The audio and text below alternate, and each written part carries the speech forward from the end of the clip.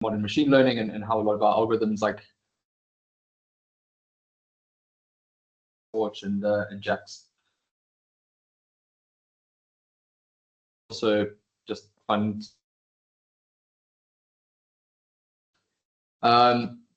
So obviously the use of this isn't a machine learning class, but I hope I know.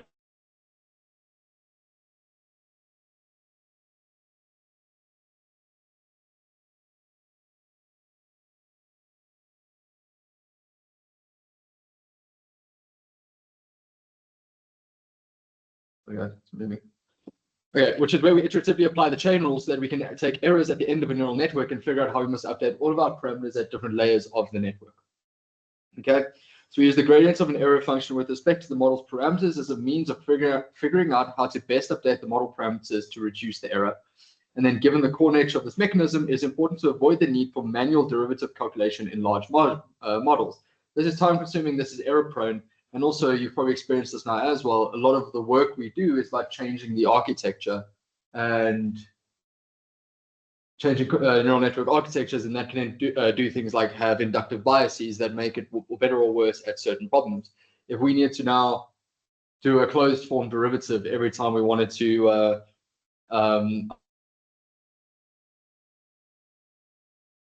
painful. So the way that things do this is with automatic differentiation. And the main idea here is that most of deep learning relies on many small level function compositions. So for example, your neural network's going to take in some input X and then just do a whole bunch of operations one after each other on it, but each of those operations themselves are pretty manageable. And so the fundamental ones in this case that you would know of is things like a matrix multiplication by a weight matrix, or the addition of a bias vector. And the last one is then your nonlinearity. So things like Relay activation or sigmoid tend to have closed form derivatives.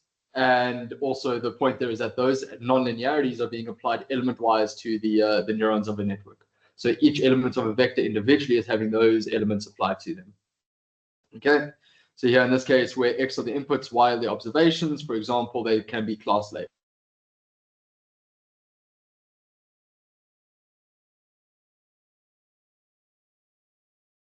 Don't have parameters, and so in that case it's kind of important that the way structure the automatic differentiation is able to take those things into account. And so I'm applying a function, let's say y is equal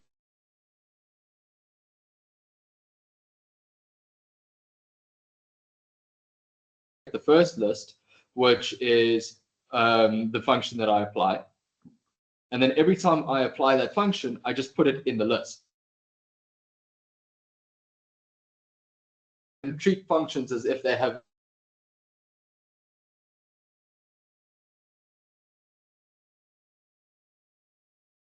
on top of that, I then come through and I store in tuples the various parameters that go into these functions. So for example, for G, it would have been X.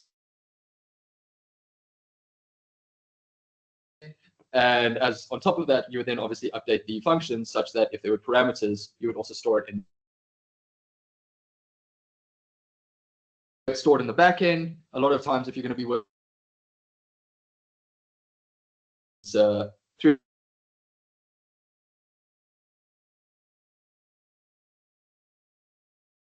where it occupies space so that you can index appropriately into it, but then you get an empty list. So if you ever actually need to dig deep into what JAX, for example, or the other neural network libraries that wrap around it are doing, you just need to keep track of the different structures that it has. But the main idea is that all we're doing is storing in a list the functions that are being applied and the different inputs to those functions. And the whole reason, hopefully you can see where this is going, is because that is all we I'm going to go to the end of the list of functions and I'm just going to work backwards. And every function that's in those libraries, for example, every function in these libraries has a corresponding grad. Those functions are then they create wrappers of these functions that do the exact same thing, but then also have the corresponding grad function on top of that. that returns the function of this equation. So for example, if you had a sine dot sine on input x, okay, you would then call the Jax function Jax on jnp dot sine. Okay, this returns a new function. That new function, okay, and that's the whole kind of point, is that it's just a really well structured class. But again, space to get the derivatives of these small functions, it now makes things very, very efficient. And we're going to look at how we can do this by hand in a second. Mainly finding derivatives of fk with respect to one of the parameters sets deep within the computation layer quickly become neural network. We have that in the ith layer. You're going to take in some the I-1th layer in your network. You then apply a weight matrix, AI-1, so the index there is just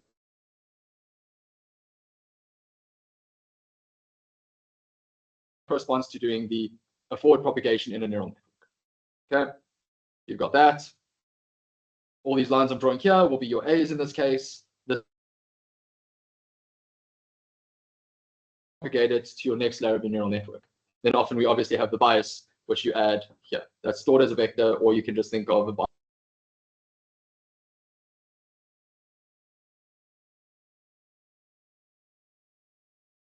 Anyway, so that's a layer in a neural network. And again, we don't want to do all these computations at once. We just want to up to automatic differentiation. And activation function, and common ones are your sigmoid, your tan. BI-1 are our model parameters for this layer. And so if we consider our neural network as saying, well, f0 is just set to x, so set your input as x, and then we're repeatedly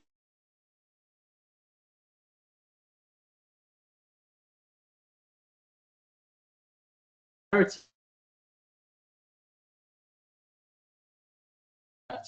it's now recursively defined such that fk would be I over there, but now it's defined in terms of the -1. Okay, so if you understand the encoding,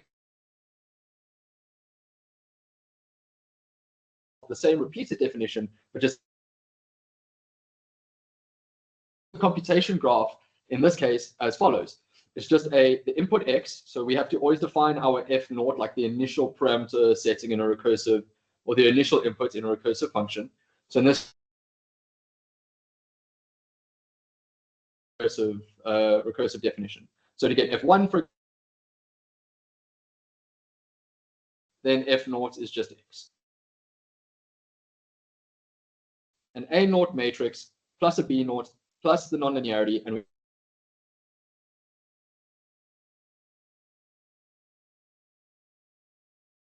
we've kind of wrapped in a whole bunch of computation into F. This is just a repeated application of all of the same. To track is the index of our weights in something like a dictionary. Okay, so then we set here. Okay, and now if we want to take the gradient with respect to one of those parameters, we want to know how to update it so that we can optimize it. We're going to chat about optimization after this. So with respect to the parameter set as a whole, you just require the partial derivatives of some L, which is what you're optimizing. It's this term over here. So we want to make sure that the final output of our network, the output coming out of this final computation there, is matching Y. Okay, and then that defines a new variable L, which is just another step in that chain. Okay, it's just another computation off the top of it. And so we require that just the partial derivatives of L with respect to all of our parameters of each layer. And to do this, you can then just apply the chain rule. Okay, so for example, if we wanted to calculate the derivative of L with respect to k minus 1, so that would be the set of parameters just one step before the output layer. Well, first we're going to say, well, what's the partial derivative of L with respect to fk? Okay, so what's the derivative there? If I change fk, if I change the output of my neural network, what's the effect on L? All right. Then we'll come back after that and say, well, I know now how changing the outputs affects my loss, but how does the parameters I'm choosing affect the outputs? Okay. And then you take that derivative there. And just by those two computations, those two small individual derivatives, you can now get the full chain of gradients all the way back. Okay. And that's then what we spoke about last week, which is just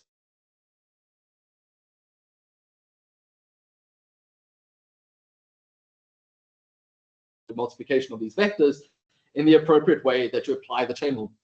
And then you end up with the final derivative that you want. And you can keep doing this over and over and over and over as many times as you need. Okay. So let's say that I actually wanted to get the A1 and B1 derivatives. Well, I'm just going to say, well, how much if I change FK does it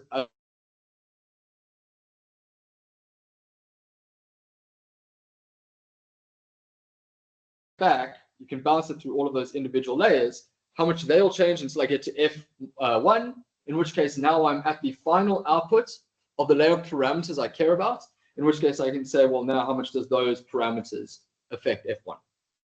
What's important here is you can see that I am now hopping over this set of parameters. Okay, I'm saying how much does Fk depend on Fk minus 1? I'm not taking I because I'm doing the partial derivative.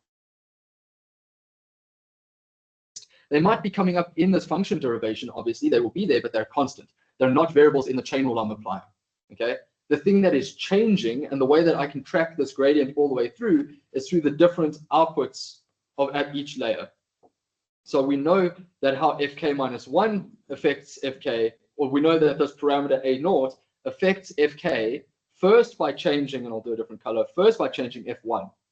It doesn't change these parameters, which is why we can ignore them. It then affects F2, F3, F4, K minus 1. Through Fk minus 1, it then affects Fk, and then it affects the loss.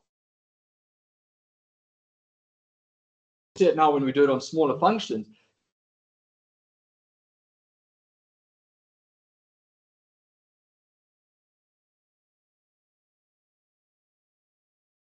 Minus 1 to try and get the derivative of A0, right? Because those are independent to each other, at least in this optimization that we're doing. Okay.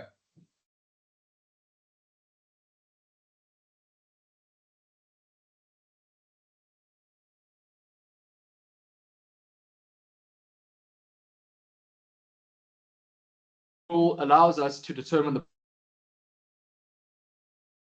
follows, and you just apply the chain rule over and over and over. Again, you backpropagate to the final layer after of that layer with respect to its corresponding parameters. Partial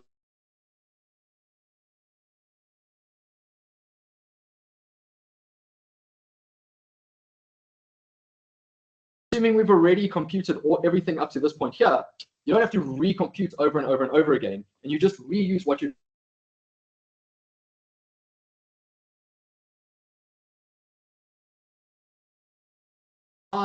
is the fact to another layer. Yeah, the only difference between backpropagating to theta I plus 1 and theta I is that you have to apply one more of these derivatives with respect to an Fk. Why we treat them as separate. Is why we don't have to recom, assuming that so assuming that the last part. Oh, okay, well you can see it here. So let's say that I need to do theta L with respect to theta k minus 2. And that computation is happening to do theta k. Still have that sitting there. They're the exact same thing. So there's no reason to do those derivatives twice over. You can just reuse it.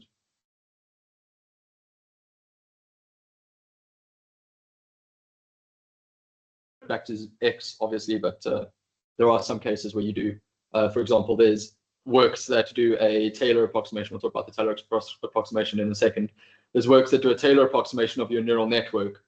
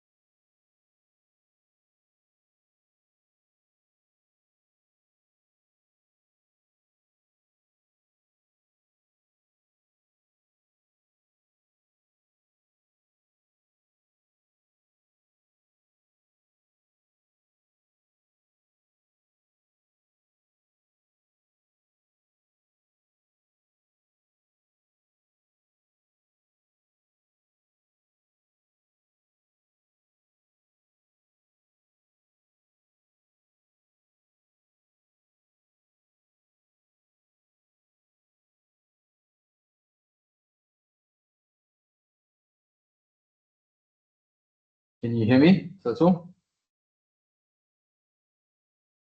Yes, I can hear you. I'm back.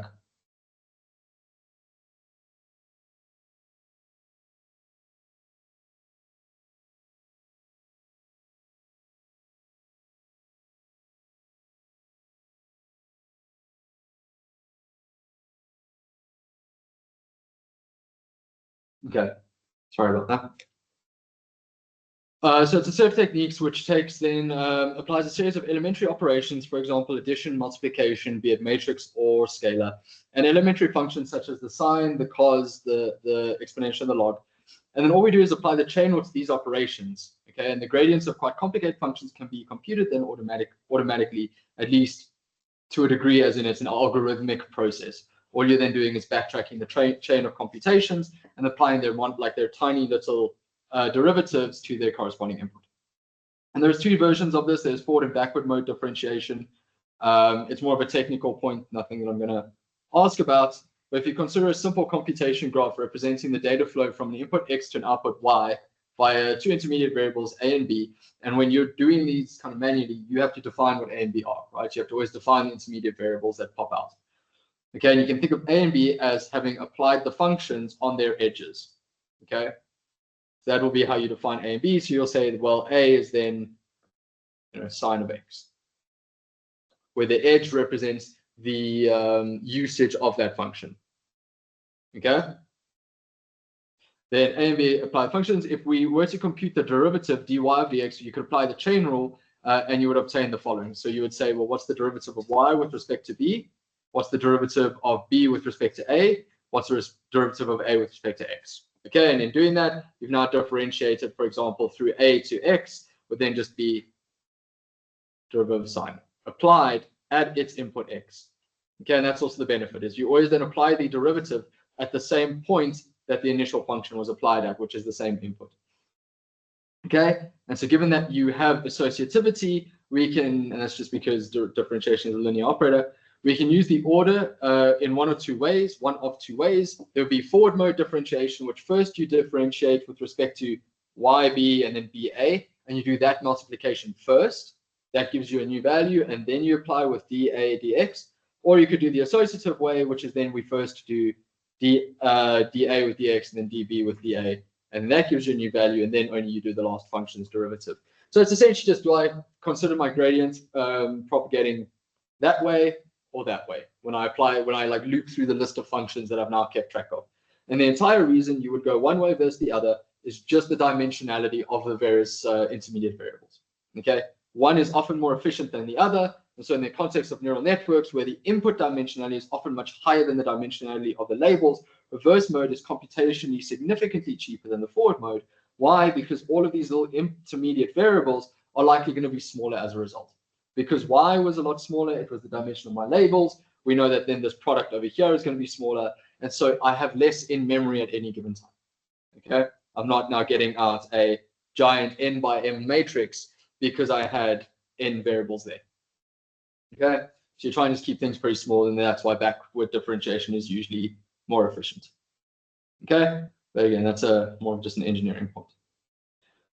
Okay, so let's look at an example of this automatic differentiation. So consider this function here, not a nice function, probably not something you want to differentiate by hand, at least not directly. And so if we were to implement a function f on a computer, you would be able to save some computations by using intermediate variables. And again, this is the exercise of this computation, and what you're going to be doing by hand is very much what these, obviously minus degree of alphabets or meta-scale engineering.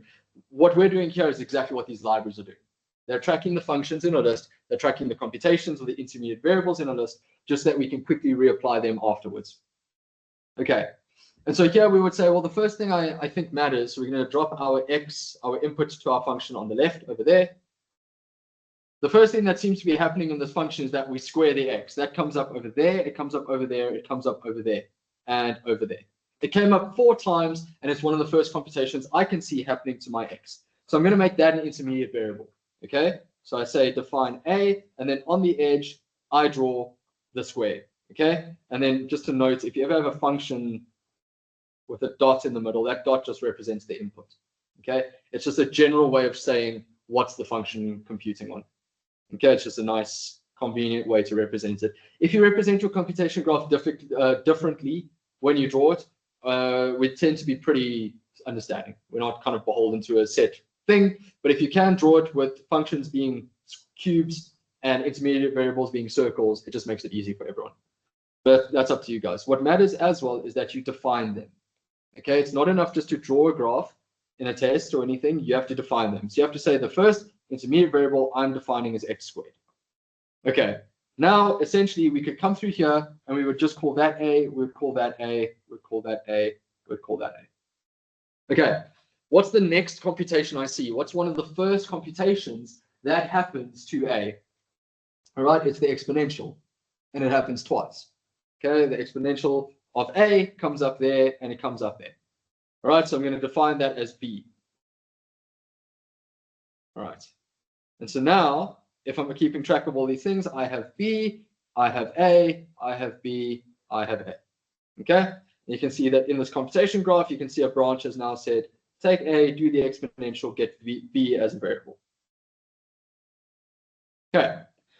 What's the next thing that comes up? And again, hopefully it's starting to see the pattern here. We have now a and b happens twice, a plus, sorry, not a and b, a plus b happens twice. And so we can define that variable there.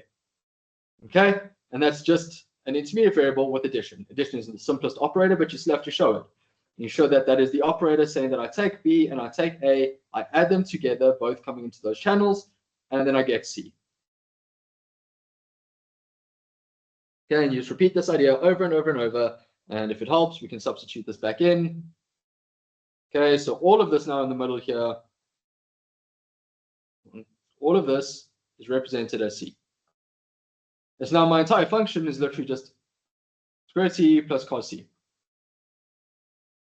Getting much, much easier to work with, getting much more, at least, tractable. Okay, next thing we can see there's now two computations happening on c, so we just define both of them.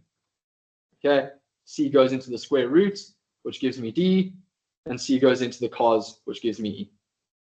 All right, finally, we've now got d is this entire term, this is e, and so f is equal to d plus e, which is my final computation. One maybe trick as well or tip is if you define these intermediate variables and you get to something like e, maybe put a bar on top of it, you know, like define your variables in an easy way. Obviously, e is the exponential function, and so it can be a little bit confusing. So try make life easy for yourself, make life easy for everyone. Try to define your variables in like an easy way.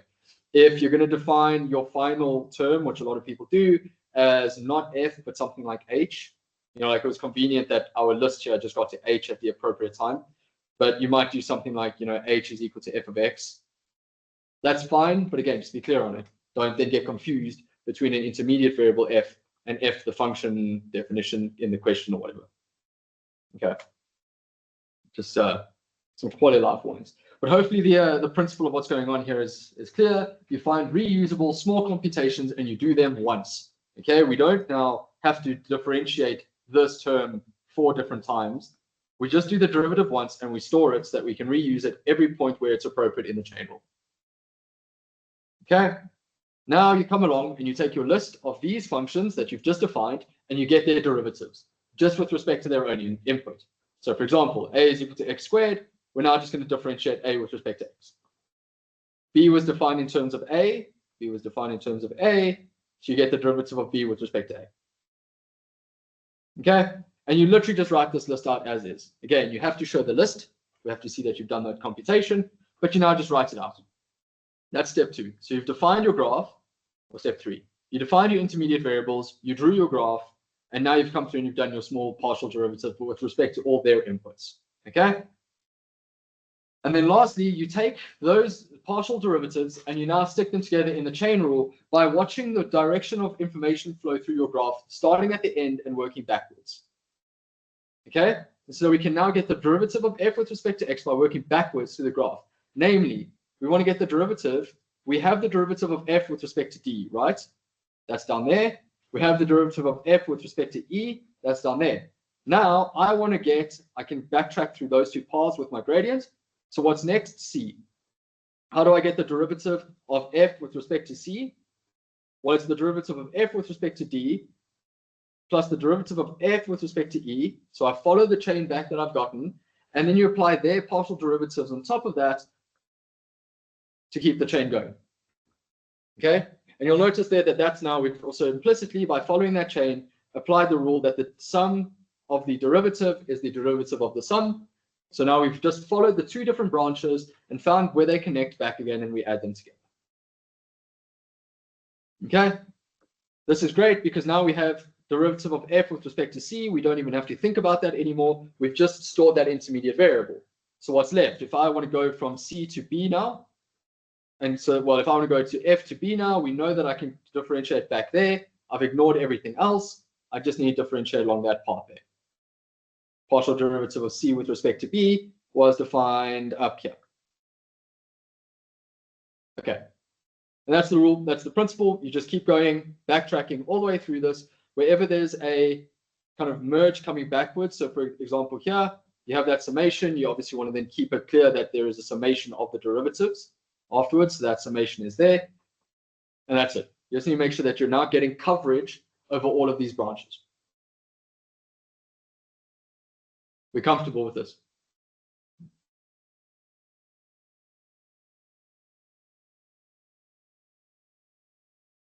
Cool. And then the good news is at the very end of this, that pops out. And you can get your derivative of the entire function in quite a tractable way. And so by substituting the results of the derivatives of the elementary functions, we get the following. And then in this here, they just obviously solved the intermediate variables. In a test, you will probably then also just be given an x variable to compute. But it depends how we're feeling. Okay, but again, that's easy because then you just substitute in x over there, and then you keep all your intermediate variables as you propagate it forward. You know then what all these intermediate variables would be over here. And you just substitute them into your equations. One other thing just to note, you don't have to simplify your final answer. So what I don't want to see is this, okay? In your answer, you don't want to just leave the dangling derivative. But if that derivative, that delta f delta a is written in terms of these variables here, that's fine. You can leave them, right? You can have an a, you can have an e, and all those things sitting in there. Okay. Cool, and that's the end of automatic differentiation. You say it's not examinable. No, it's examinable. Yeah.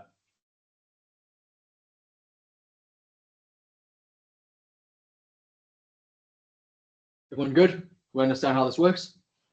Okay, so again, just to highlight the four main steps. Define your intermediate variables, draw your graph, get the derivative of your intermediate variables, stick them together with your chain rule by following the paths backwards through your graph. Yes. So on the next page, like when we get the final answer, like here, yeah, that delta f delta c, is that something that we should keep in the like answer of delta f delta b, or must we sub in the answer that we got above for there as well? No, you need to sub it in. Sub it in everywhere. Yeah, you need to sub in backwards. Yeah. But again, if you're doing something like, you know, E is A, the derivative of that is just EA. You can leave that. Yeah. Cool. Alrighty, let's then consider the last thing, which is just higher order derivatives in the Taylor expansion. So this is now just an extension of what we were talking about last week, where earlier we were just doing a whole bunch of differentiations, so y with respect to x, but we can also do derivatives on top of derivatives, and then you get higher order differentiation. So second order derivatives in this case is when you compute two derivatives on the same variable. So this goes from taking a variable x, so a function will be defined in terms of a variable x. The first derivative tells you the change in f. The second derivative will tell you how the first derivative changes when you change x. Okay. What this is a rate of change. So for example, in physics, if x is position, if the first derivative is velocity, the second derivative is acceleration. It's how much is my velocity changing at certain points in x. Okay. What is really, really useful, and again, we'll see this in a little bit later on in today's lecture, is the second derivative of the loss function of a neural network is extremely informative. It tells you things like how sensitive your neural network is to a change in parameters. It can be used for things like continual learning. All right, so there's a method called elastic weight consolidation that came out of DeepMind a few years ago, where they use the second derivative of the loss with respect to the neural network's parameters. They look at which parameters have high values, which means that the neural network is then sensitive to those parameters, and they fix those parameters when they train the neural network to do new things. What that means is that on this earlier task, those parameters won't change, and so you won't forget the previous task. You'll only allow your neural network to change parameters that didn't matter at the end of the previous task. Okay, that's continual learning, and that's like kind of the fundamental algorithm of continual learning, aside from kind of more algorithmic methods. It's the fundamental mathematical regularization algorithm. Okay, so if you're interested in continual learning, that's something you should know, and it's rooted in second derivatives. Okay, so the second derivative, this is the notation here. Okay. Yeah. It's the same concept that you use to check with neurons are firing when maybe certain input is given the network. No, that's a forward propagation. So if you want to see what neurons are firing, that's kind of applying your weight multiplication, right? So in that sense, this will be like the hidden layer is equal to W times by X. Okay. In this case, this is saying that you have your loss given some like kind of labels, let's say Wx squared. If I take the derivative of that loss, if I take this derivative with respect to those parameters twice, right? So dl with respect to dw, and it's d squared, dw squared. You'll actually notice that that's going to fall away. If you do that, you'll get to something like a constant, and that's just because what I've derived here is a linear regression. Linear regression has a constant curvature in its loss. So the way I change my parameters in a linear regression will always have a similar effect. It'll always have the same kind of curvature to the loss landscape. In neural networks, there's a lot of non-linearity to it, and so your loss landscape becomes very dynamic. So it's not about how the neurons fire themselves. It's how changing one weight in my network will lead to more the propagation of information, changing the loss at the end, and how sensitive that loss at the end is to my earlier parameter. And so you can maybe see it here in this graph, in this depiction here. So it's not about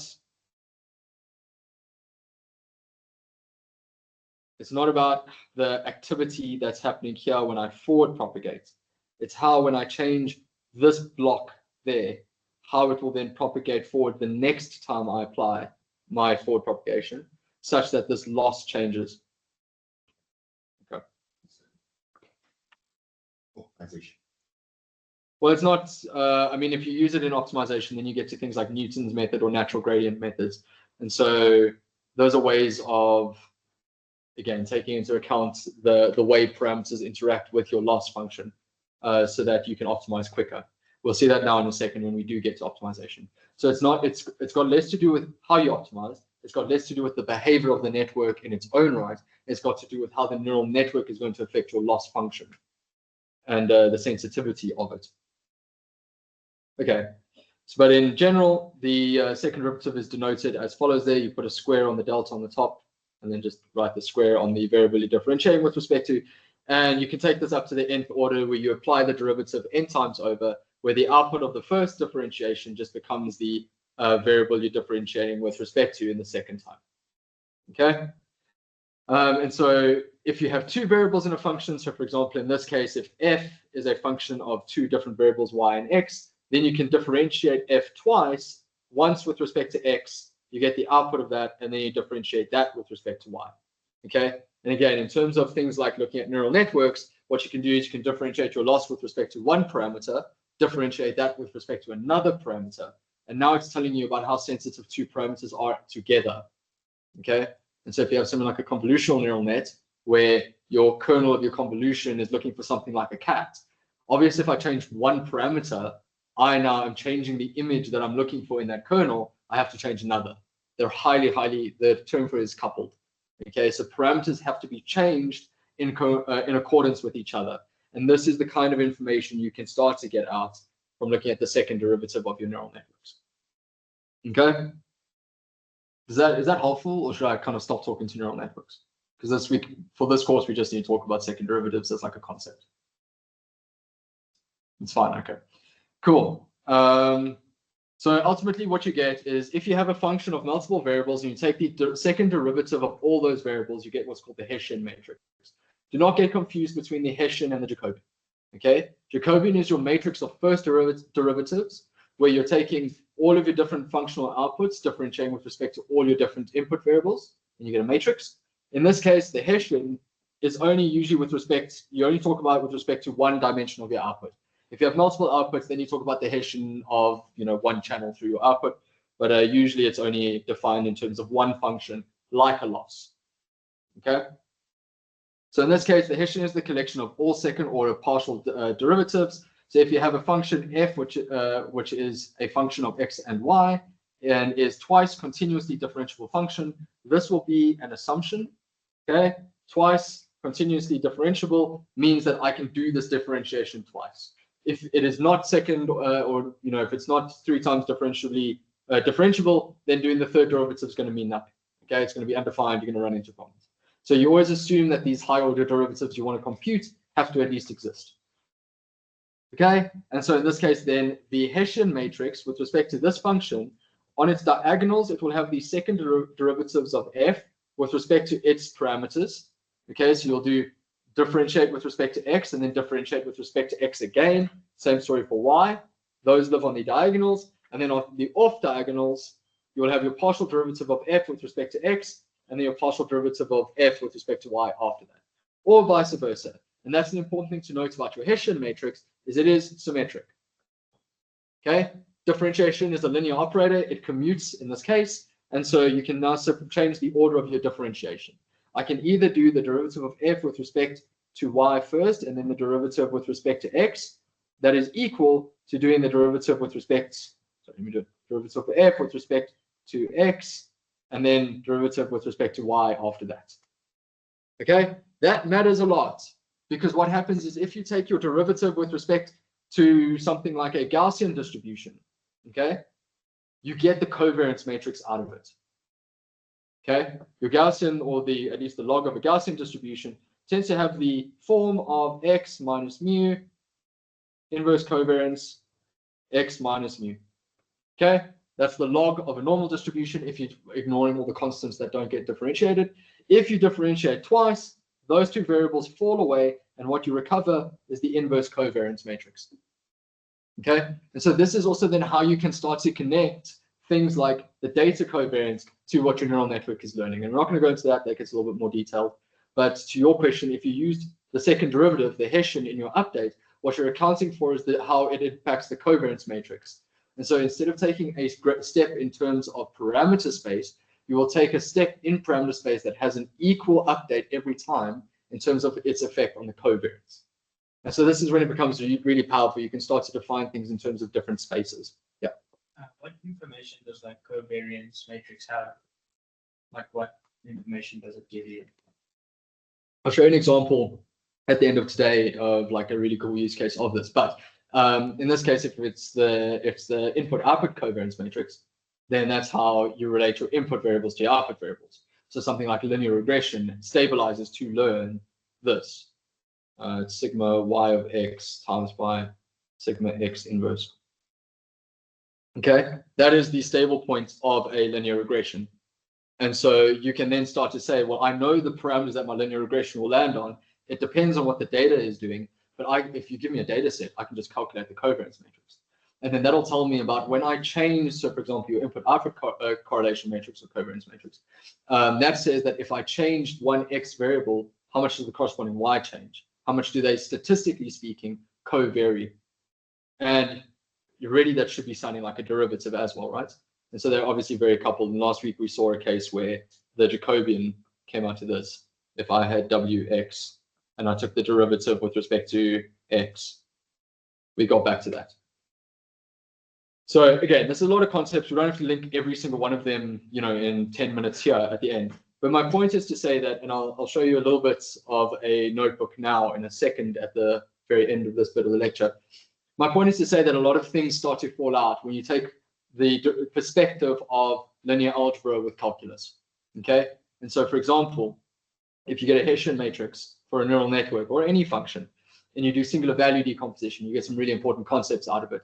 In particular, the first singular value will tell you the maximum curvature of your function. That has implications for how large you can set your learning rate. And we'll chat about that exact case in a second.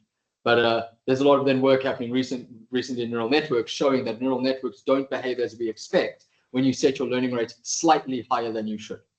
What they should do is diverge. What they actually do is stabilize.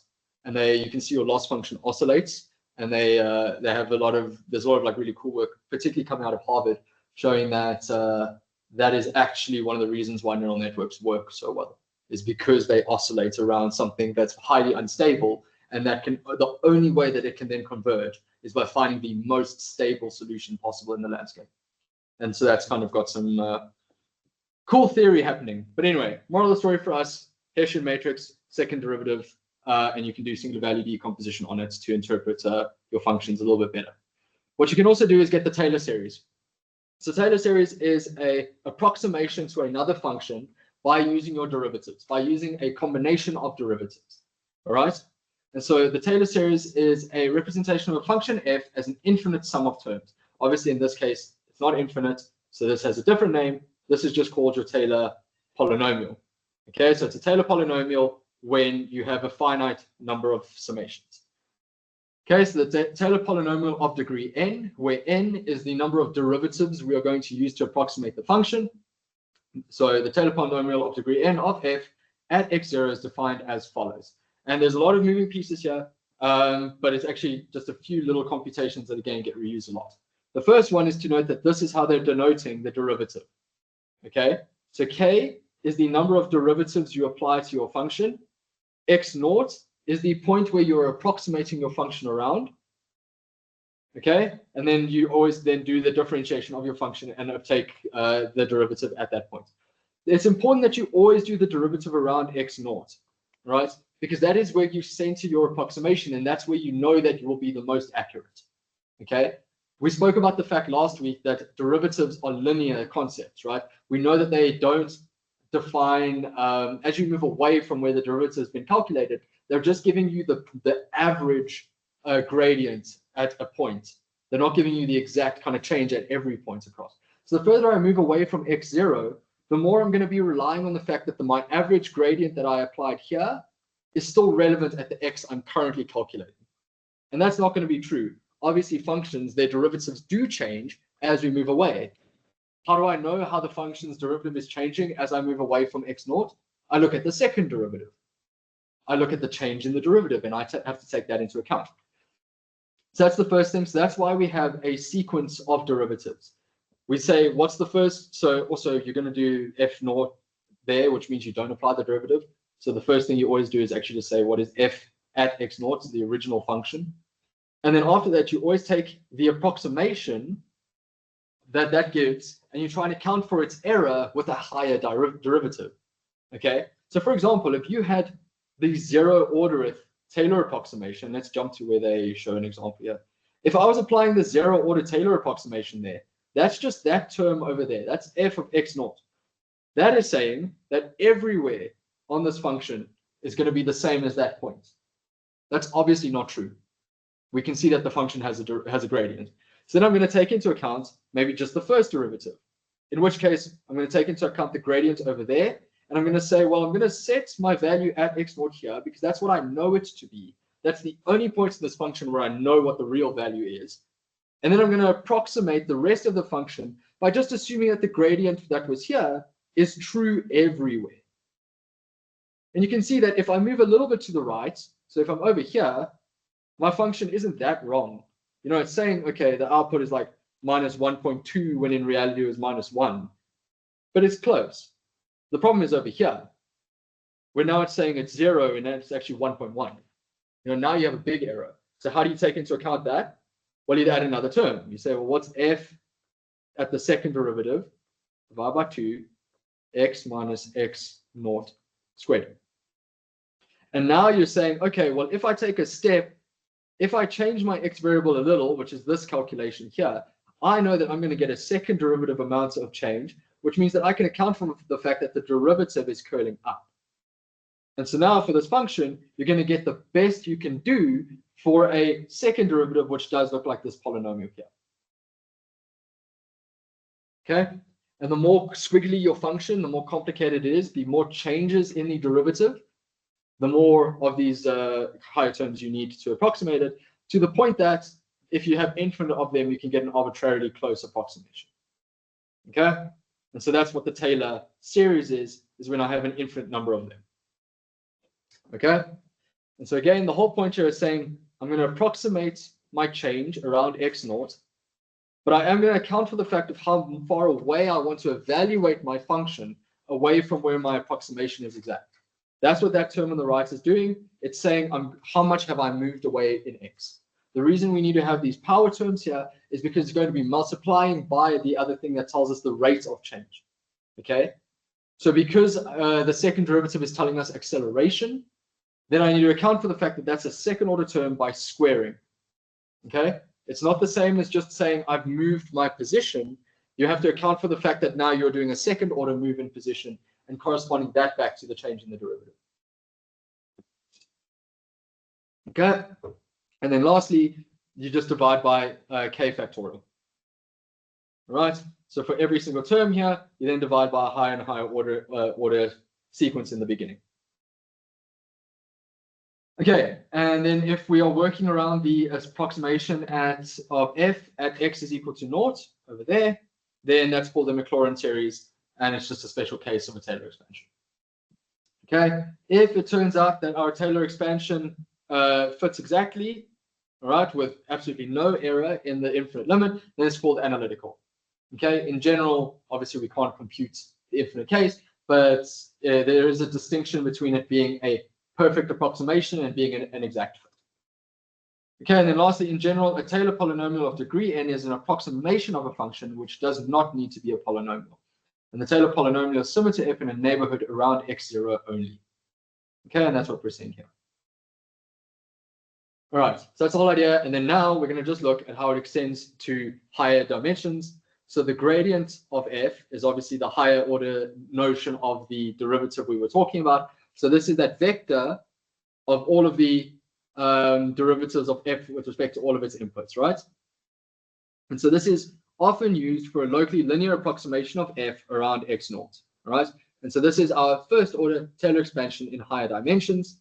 It's the same exact idea. We're going to take the grad of f and we're going to evaluate it at the point where we're approximating the function. Then I'm going to take into account how much I am moving, or in all of those different dimensions, how much I'm moving away from where that approximation was most accurate, and trying to say, well, I assume that when I move this distance in x1, I will get a derivative amount of change in that which corresponds to my f. Okay? And so it is very much this rise over run example saying the derivative tells me how much corresponding f change I get for a small change in x, and then this is telling me how many small changes in x I just made. Okay, and then that gives me the approximation of how much of a change I just made in f. Okay, and then so here we have here that term over there is the gradient of f with respect to x evaluated at x naught, and this approximation is locally accurate, but the further away we move from x naught, the worse the approximation gets.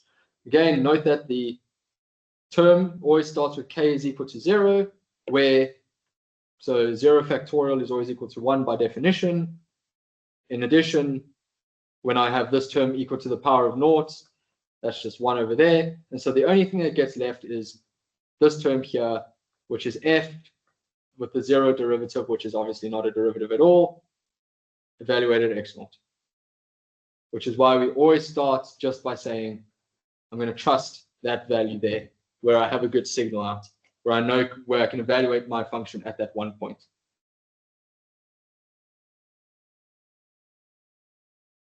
Okay. Again, can extend into the multiple, into higher and higher dimensions. but in this case, again, consider F where it has R as d-dimensional input mapping onto a single output. And again, you have to assume that it is smooth around x naught, or else you can't do the derivatives. And then when we define the difference vector as delta, so this is now all the changes individually in all the different dimensions, right? And again, we know that our matrix of partial derivatives treats all the other dimensions as constant, okay? So when we do this multiplication of the grad matrix, of that derivative matrix with respect to all the little changes, they're all going to add up. They're all going to contribute their own little influence to our change in F. That will give us that sum just by the nature of that product. And so we're going to add up the influence of all these small changes we make to our different x variables. And we're going to say, having made those small changes, how much do they each affect F? That's given to us by this derivative. And then we add all of that up. And then that tells us that change that we can expect from F, given that we've just taken this amount of step in all those different directions. But that's the important thing. The Taylor expansion treats those dimensions as separate. Okay? Well, the first order Taylor expansion. Then we need the Hessian matrix to start telling us when I change x1 and x2, how much does that affect my F? And maybe I need a third order derivative so I can take into account 3 different parameters at once. And so you can see how this eventually gets arbitrarily complex, right? So in this case, this is just how they're denoting higher and higher order derivatives with respect to the function. But in our case, that's, you know, for k is equal to 1, that's the Jacobian we were speaking about when the grad, because it's f is one dimensional. And then you evaluate with respect to all the x's. So, Jerome, what does the x small x they mean? In total, does it mean that The derivative is with respect to x. okay. So total derivative in this case, what does it mean? Considering that we are doing partial derivatives. Oh, no derivatives, then you get collected into that matrix. Okay. Collect all the partial derivatives into the matrix. Okay. Yeah, good question. Okay, and so the Taylor polynomial of degree n of f at x naught contains the first n plus 1 components of the Taylor series in equation 56. And again, it's a little bit repetitive, but you only then sum up to n derivatives. You don't do the infinite sum. Okay, and so what order Taylor polynomial you need to approximate a function is usually a concept that gets quite a lot of attention in analytics, and it's kind of a powerful trick to make some kind of analysis of functions tractable. Okay, as we can see here, there's a little example of how this is applied. So if we're taking delta k's term, so we're going to look at that delta k term needs to be properly defined. And so firstly, note that this dkf and this delta k are both kth ordered tensors. Okay, so again, every time I take a derivative with respect to a scalar, given some vector input x, I'm going to add a dimension, right? So again, we said last week that when I take the derivative of a function with respect to its input, the derivative's shape will be the shape of the function itself by the shape of its input. So in this case, this will be 1 by 1 times n. Okay, so when you take the derivative of f, the scalar output, with respect to all of its parameters, you get an n-dimensional vector. Okay, if I then do the second order derivative, I'm now taking the derivative with respect to an n-dimensional vector, and with respect to the same 1 by n inputs, and you'll get an n by n matrix.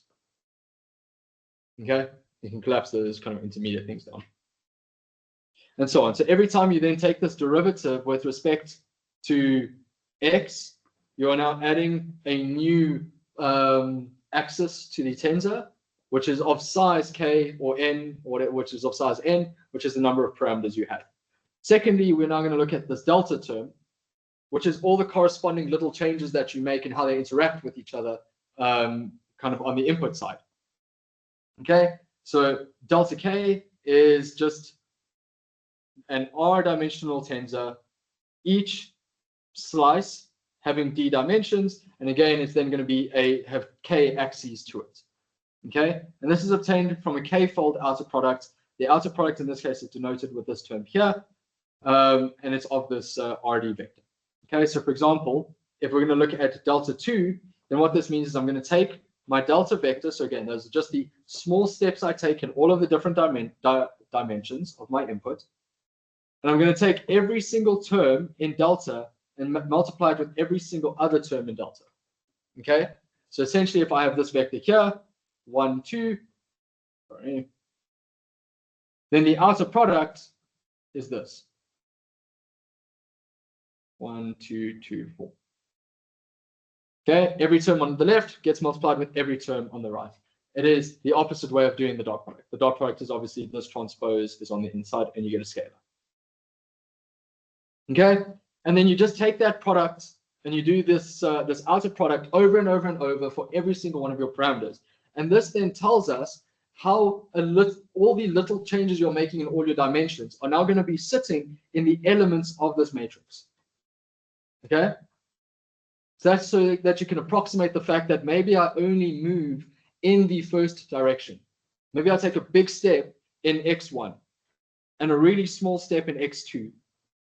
But now when I'm taking into account the second derivative, so the rate of change in f, given the fact that I'm changing those two parameters together, I need to know how much they move, they both move together, and then relate that to the change in f through that Hessian matrix. Okay, and so that is essentially the notion of the Taylor, what the Taylor polynomial is doing. It's taking into account all of the small changes you can do on your input side. Saying what are those, how much have I moved away from where I want to approximate my function on the input. Then saying, well, now I need to add, well, firstly, I need to consider how much each of those steps affects my function, my ultimate approximation of f. Okay, well, that's given to me by the derivative. So now I can tell you that I changed x a little bit, I changed y2 a little bit. Those individually through the first derivative have their own effects on t, but also when I change them together, there is an extra effect that they increase the curvature. And so now through the second term, when n is equal to 2, I can take into account the curvature and get a more accurate approximation. All right. And then just because you're taking this product together, you add up all those changes and all those terms, and you get the net contribution to t as best you can, given the fact that you're only taking into account gradients and curvature, and it probably has like a very complicated function. Okay. I'm not going to ask you to do anything gnarly with the Taylor approximation. I understand that in this case, it just becomes very difficult to calculate. You do need to know it, especially when you know it in 1D. But what I really care about is that you understand the principle of it. Yeah. Is like, so the delta 2, that's like the second order derivatives, because it's like the change with respect to. Correct. So then the delta 3 would then be, I guess, the third order derivatives. Correct.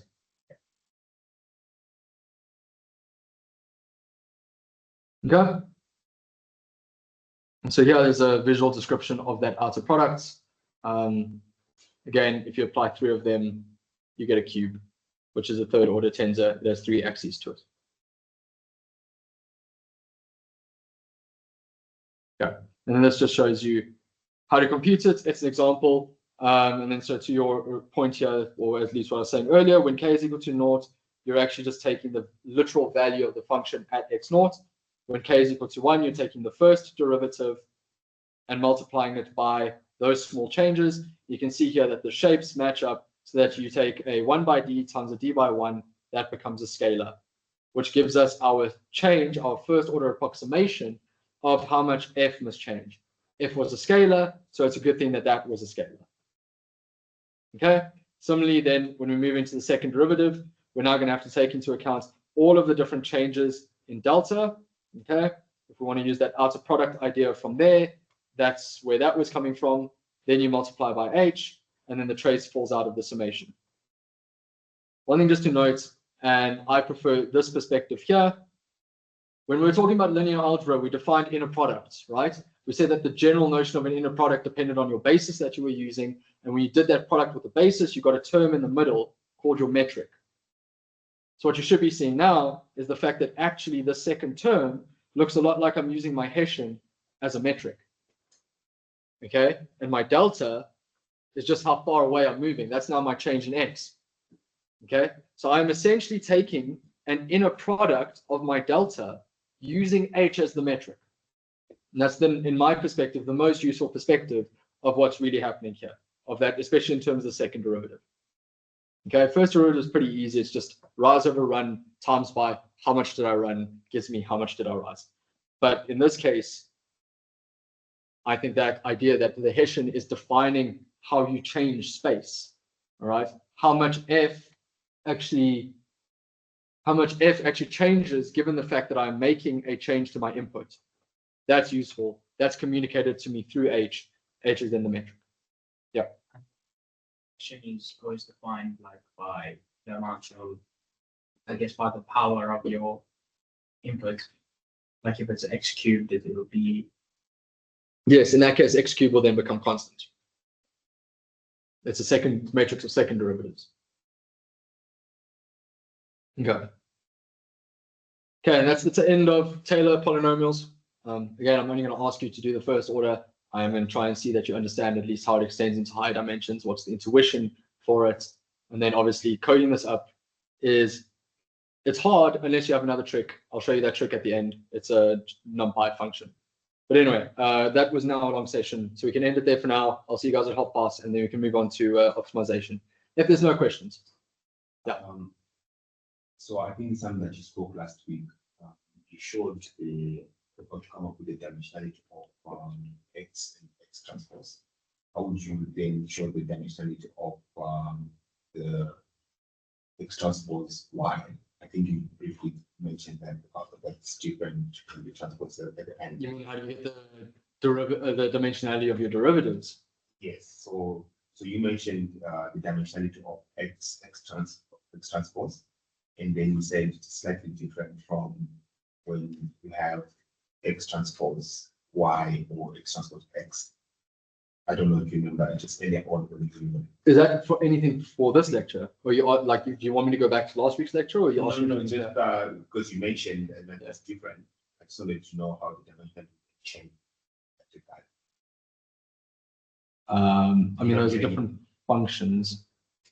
So you had x transpose, and then you calculated, you showed how you'd come up with the Oh, sorry, you were saying x transpose, the difference between the outer and the inner product. Yes.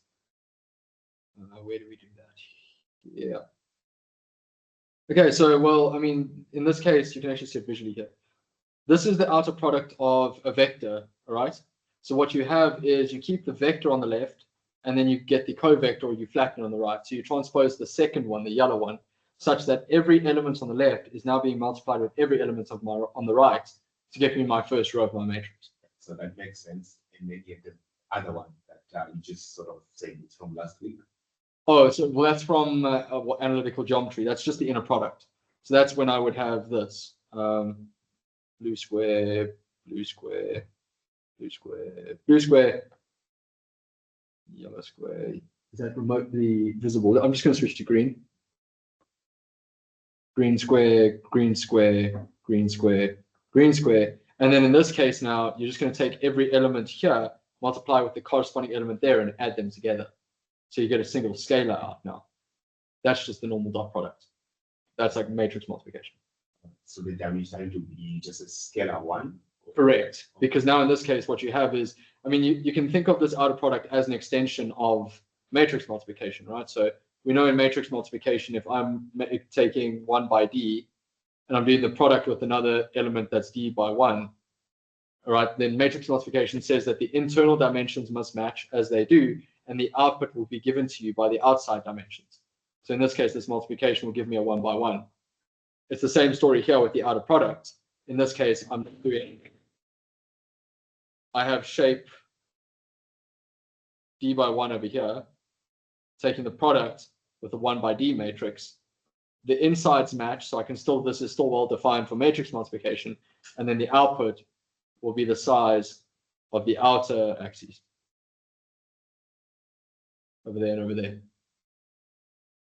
Does that help? Yeah. Cool. Anything else? Cool. All right, then I'll see you guys at half past.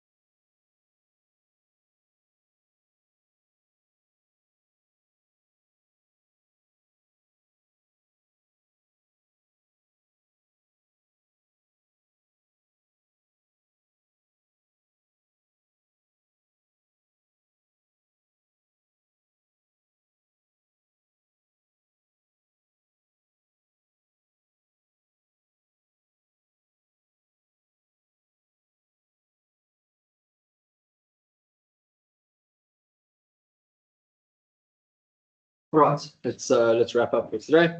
So one thing I want to show you is that when we were doing analytic geometry, I mentioned that there was a difference between covectors and vectors. And a covector then is when you use the you use it as a row vector, so it's transposed. And we said that what a covector does is it allows you to define these concentric circles when you do a dot product with that covector. And so in this case, if you just have a covector of 1 and 1, that means that now we're making a gradient that goes through the points 1 and 1, 2 and 2, 3 and 3. So it's like the step size that you're taking in that gradient. And then when I do the inner product between this green vector, that is 2, 2, and you can see that 2, 2 is right there. When I do that inner product, I get 4, which tells me how many of these lines I intersect with that vector. So it is kind of like a unit of measurements, and that's also why then something like matrix multiplication is used to define inner product, right? It's because you have rows in that matrix that give you the same effect. What we can do is, let's say that I have a function f, and it's a function of x1 and x2, and I'm looking at this vector space on the left here, which is x1 and x2's vector space. Now, I give it to you that the function is half of x1 plus half x2, and if I get the grad matrix, the grad of that function, then I get this covector over here, right? So we always said that it was important that we make sure that we're keeping the dimensionality of our derivatives correct. So when I have a one-dimensional output, I have a one row in this grad. And then because I have two input variables and I have two columns, right? So in that case, those are the partial derivatives. Partial derivative of f with respect to x1 is a half. Partial derivative of f with respect to x2 is a half. And so I get that covector. Same story. If I take another vector here that stops at 3 and 1 over there, and I multiply it by this covector, I get 2, which tells me how many of those circles I just crossed. Okay, and that's pretty useful because what that also looks like is exactly what we were just doing now with something like the Taylor expansion, where I say, well, what's x times y? How does x change y? Plus what's x2? How does x2 change y? Sum that up, and I get my total change in y. Okay, so you can see that first order approximation that the Taylor series is doing corresponds to something meaningful, which is that change in y defined by this covector. And this then kind of has a lot of general implications, and you've probably seen something like this before, where you have like a loss landscape or a landscape in general in something like geography, and you have these concentric circles, and how closely packed these circles are is how quickly you elevate as you move through them. And that's the exact same thing. As I increase this rate here, over here, these values will become larger. And when we went through the story with the covector, we said that the larger this number is, the more of these lines we get in the middle over there, such that we intersect more of them. And so you can see that this idea of at least having a covector or using my grad vector as a covector gets me something quite interpretable in terms of elevation, where what that is the approximation of y. Okay, y in this case is elevation given a particular point in this landscape. Okay, and then the last point then is saying, well, okay, if that is my approximation of y, it might not be exact, it is a gradient approximation, but if that's my approximation of y is just x times the grad of f with respect to x, then let's say I want to define how much I change y. How much does my elevation change? And y in this case, I'm going to keep it general because it's it can be a vector, in which case all of the math falls out, but in this case we're just going to use y as a scalar. Well, we know that I can then just define an inner product on y, and what better inner product than a Euclidean one? So I'm just going to say, well, I want to know distance. I'm going to use Euclidean distance in y. But let's say now that I don't really want to think in terms of elevation. I want to know elevation in terms of my change in location. When I change my point on this mountain, how much is my elevation changing? And I want to be able to talk immediately in those terms. Well, I'm just going to take that Euclidean distance in y, that change, that very intuitive change in elevation, and I'm going to substitute in this linear approximation, okay, of y. In which case, we know that now when we're doing this inner product in the middle here, what we have is x transpose x, all right, so in this case, y transpose y, y transposed y. Okay, so when I'm using this inner product here, I'm ultimately going to have this be my y transpose, And then this is quite literally just my definition of y from up top there. And now I get that derivative is going to form an outer product. Okay, I'm now going to have all of my first derivatives being multiplied together. This is a different thing to the Hessian, right? It looks a little bit like the Hessian. Turns out, in some cases, it is exactly equal to the Hessian. But what this is actually called is a Riemannian metric tensor. You call it the pullback metric. What I've done is I've defined distance in one term, and then I've pulled back a metric such that I can measure distance, measure an inner product in another space, such that the output is consistent with my y space. So what I'm doing is now I'm talking in terms of changes in x, but the output will be in terms of changes in y. This is really useful, particularly for something like a neural network. If I want to know how much my y will change when I change my parameters, I can say, well, I'm going to define a Euclidean distance in terms of my loss, okay, my output loss. Maybe I have a number of metrics that we're optimizing there. Okay, so I have Euclidean distance in loss. I'm going to pull that back so that I can speak in terms of changes in theta, in changes of my neural network parameters. And then this, through the metric tensor, through this Riemannian pullback, will tell me exactly how a change in theta corresponds to a change in y, at least at a first order approximation. And that's really powerful. And again, you know, in some cases that ends up being a Hessian, and that is the foundation of differential geometry. It's just using your derivative as a metric or as a basis in a vector space. Cool. That is an aside. I just wanted to show you that because I at least want to justify the fact that this course gets you to something interesting by the end of it. But let's look at continuous optimization. And the rest of today's lecture is going to be very conceptual. I'm going to go quite quickly through it. But there's nothing here that is, we've done differentiation now. Next week, we'll do constrained optimization, which is a bit technical, but we'll go through it kind of slowly. And then, but for today, we're just going to look at continuous optimization with gradient descent. So I hope you're also pretty familiar. So typically in machine learning, our models are guided by parameters. And the question we often have to face is, what does it mean to have a good set of parameters? Obviously, we just spoke about the fact that I can differentiate with respect to neural network parameters, but now, bless you. But now the question is, you know, we never actually spoke about how we're going to find those parameters. And so typically we have some type of cost function as our objective function. Again, earlier we put L as the final function in our computation graph. And in machine learning, we mostly consider minimization as the goal. And so you say, how do I find a good set of parameters? Well, there's a couple of questions you have to think about first. Firstly, is it analytically tractable? Can I get a closed form solution for it? If it's not directly analytically obtainable, what can I do from there? Can you say anything about the form of the objective function? Does it kind of permit any benefits? Is it even continuous? Is it convex? If it's convex, you can use a lot of interesting techniques. And so we'll talk about convexity next week. But in general, today we're just going to look at, is it differentiable and is it kind of well behaved enough that I can optimize it fairly efficiently with something like gradient descent? And how can I make gradient descent behave slightly better? So here's the textbook concept roadmap for you guys to have a look at. But just to start, let's consider the following polynomial. If we are looking for the minimum, in this case, it is analytically tractable. You can get a closed form solution for this. And you can just follow the straightforward approach of finding the first derivative with that, setting it equal to 0, and then solving for x. Okay, you might get multiple solutions, in which case there are multiple points where the first derivative is equal to 0. So the question is, why do we care about solving for where our derivative is equal to 0? Well, we know that when the derivative is equal to 0, we cannot be going up or down.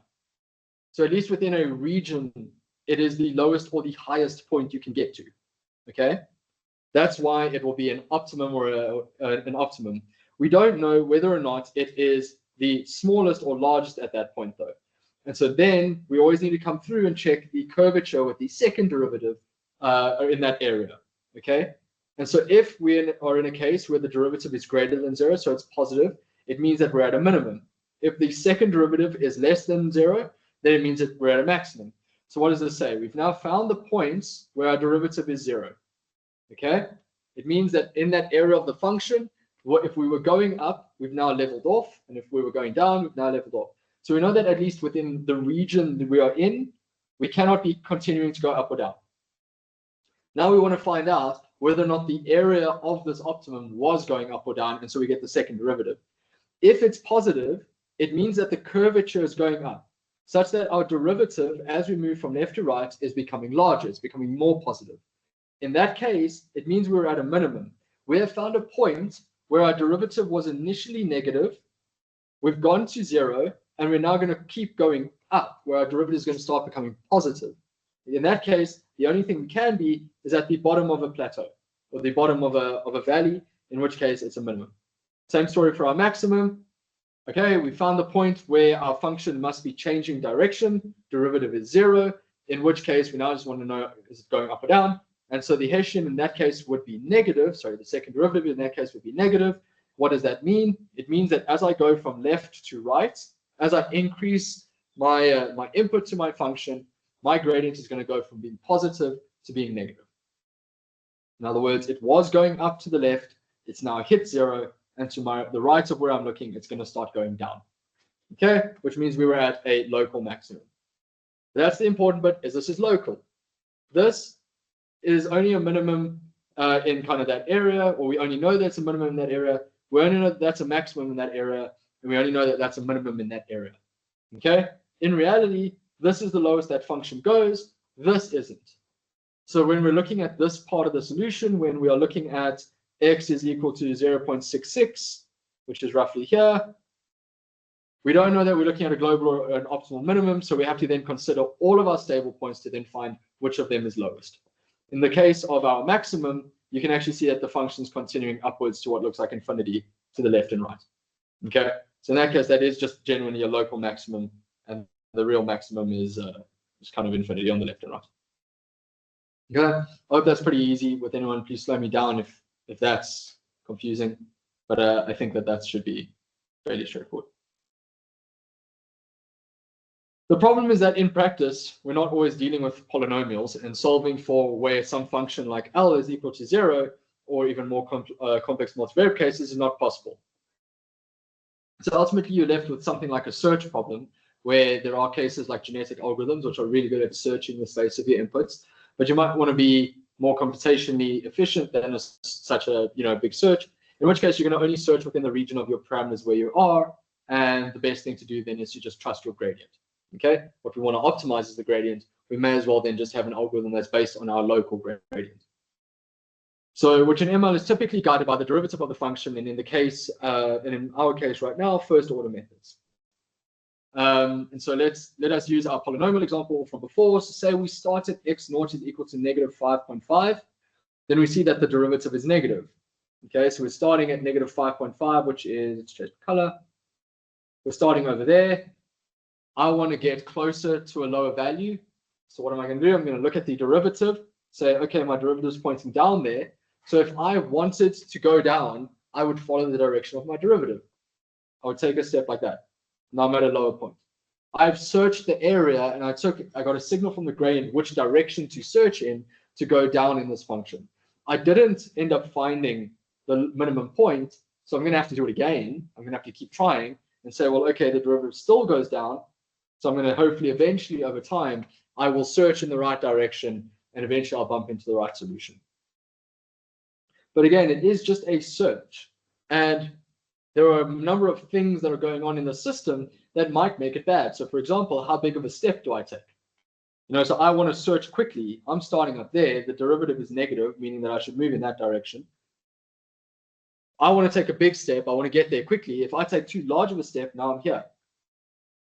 I don't know how far to go in the direction of the negative derivative. I just know that that would be a good direction to go in and look further. But if I go too far, then I'm in a regime where that first derivative, again, it's inaccurate. It's just the average at this area. It says nothing really about what's going on anywhere else. Okay, and so now we have a problem.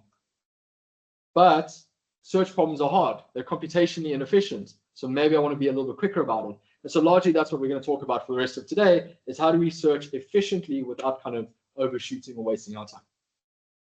Okay, and so this means that if we move to the right by a sufficiently small amount, we will get to a low objective value. And specifically by, I think this was meant to be negative here.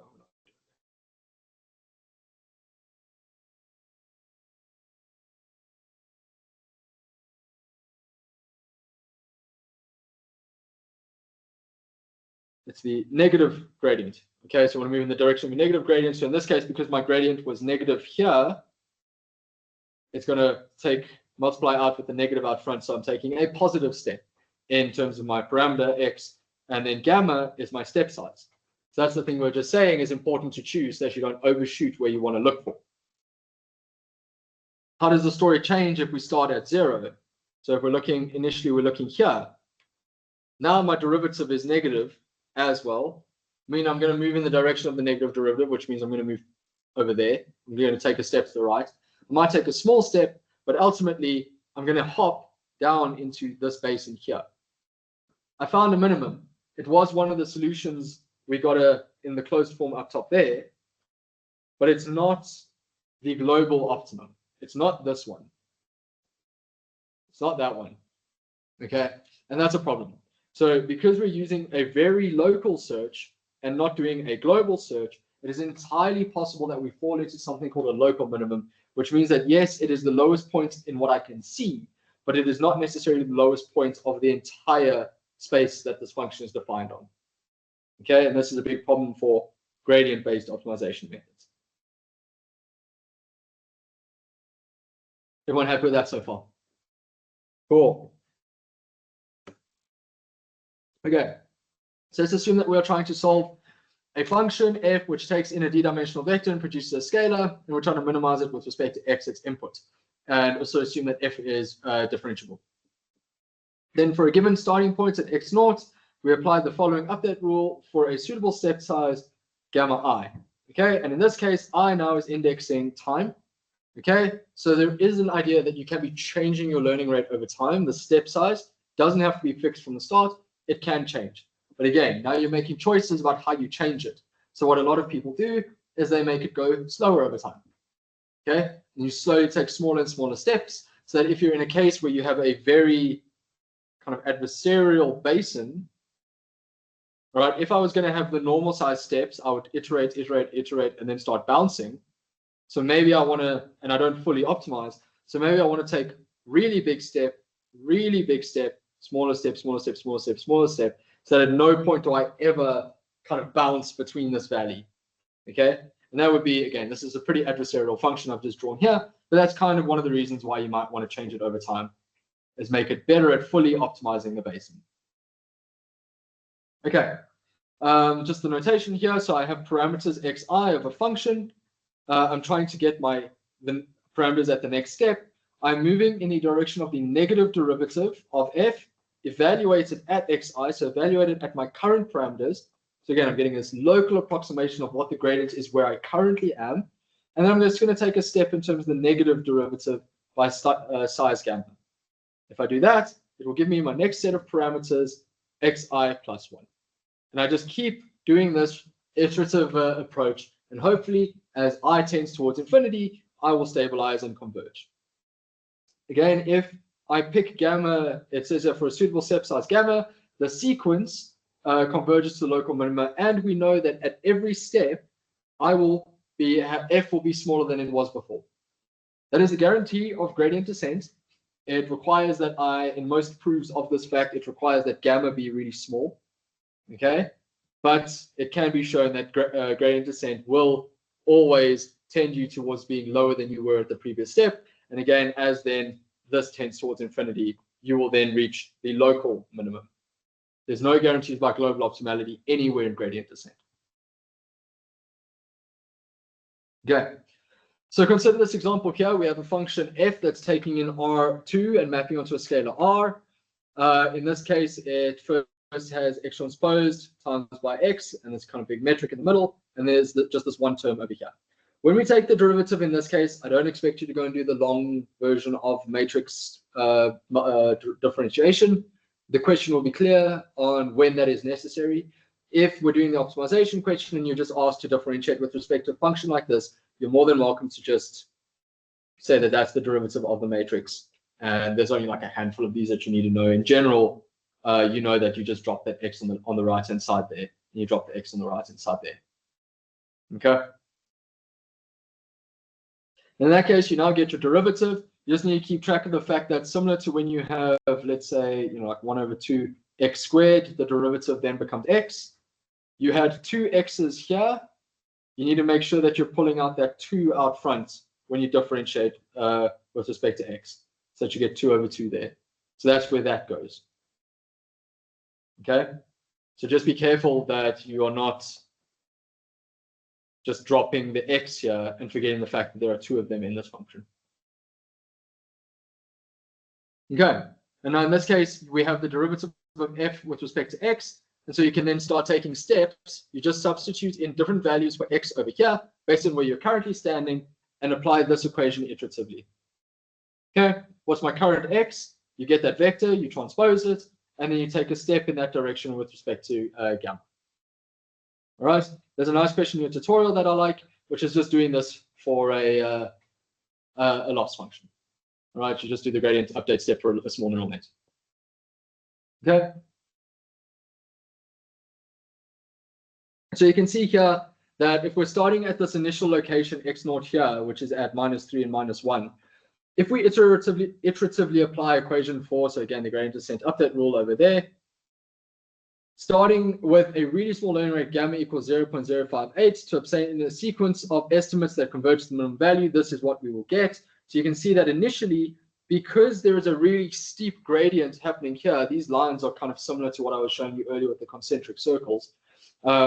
You can see that it's really steep over here, and we're going to point in the direction of steepest descent, but I'm going to take, that's only an approximation of what's going on here. Okay? So you can see that these lines, where I want to move, if I'm over here, I want to be going that way. If I'm over here, I want to be going that way. So there's no guarantee that the direction I'm going to move in is completely perfect to be moving towards the actual minimum. I'm just going to take the best approximation I have over here, which will send me there. Okay, and so we overshoot. We've now actually just done a little bit of wasted computation, which is how far we've gone past that line there. All right, we're trying to get to that minimum. And so when we apply it again, we're now going to have to come back. And then we're going to apply it again. We're going to come back and back and back. And only once we start getting really close to the function do we get to a point where now we start kind of taking a step towards the actual direction we really wanted to go in. So you can see that a lot of this computation was wasted. A lot of what we did could have been avoided if I could have actually taken this path over here. Okay, I would have been way more direct if that's the path that I followed. The alternative, though, is that the way you would do that is to get a small step size. So we said that I went too far over there, and now I'm at like a way past where I need to be, so maybe I just decrease the step size, in which case I might just do that, and that, and that, and that, and that, and that. And then, yes, you would follow the path, but now I've taken 20 update steps, and this zigzaggy way maybe did 15. So I'm still doing a lot of steps. So there's some value in the middle where we would like to take the perfect step there, which then gets me that perfect signal to go there, there, there, and you do it in like 4. Okay, so that's what we want. That's not always possible, and it's very, very hard. What we are looking at here is also a basin that would only be realistic for something like linear regression. The loss landscape, there's a cool website called losslandscape.com. It visualizes a whole bunch of neural network loss landscapes like this. And I think it's really cool. I'll actually show it to you just now because I'm going to show you 1 or 2 things on my computer. Really cool. But you see that neural networks are crazy. They don't have nice basins like this, which is why we can't do anything really closed form and why we have to do a lot of tricks to get them to behave really, really well. One important number that you can get out for things like this is called the condition number. The condition number kind of depends on what problem you're looking at. So for example, if you're looking at an optimization problem, you'll look at the condition number of your Hessian matrix. That's one good measure of things. The condition number is the ratio of your maximum and your minimum singular value of a matrix. Okay, so in that case, if I have a Hessian matrix, the first singular value tells me what the maximum curvature is. How tight is this direction here where it's most squeezed? The minimum will tell me how stretched is the direction on this landscape that is most flat. So it'll be this direction here. The ratio of squeeze to flatness in the best and worst directions tells you a lot. In particular, it tells you how large you can set your learning rate.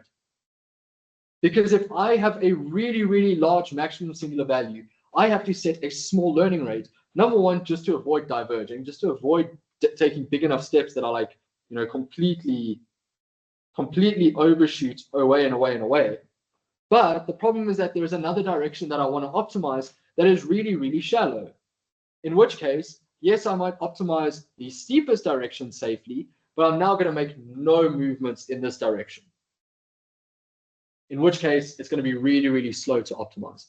When we're doing something like a linear mapping, y is equal to y of x, the condition number can be done on the y here. So you'll take the top singular value of y and the top singular value, you'll take the top singular value y and the minimum singular value of y, and you'll take that ratio. And that tells you how sensitive your function is to changes in x. Okay, that tells you the stability of that function that you're applying there. So you don't have to worry. In a test question, I will tell you what we're looking at. Yeah.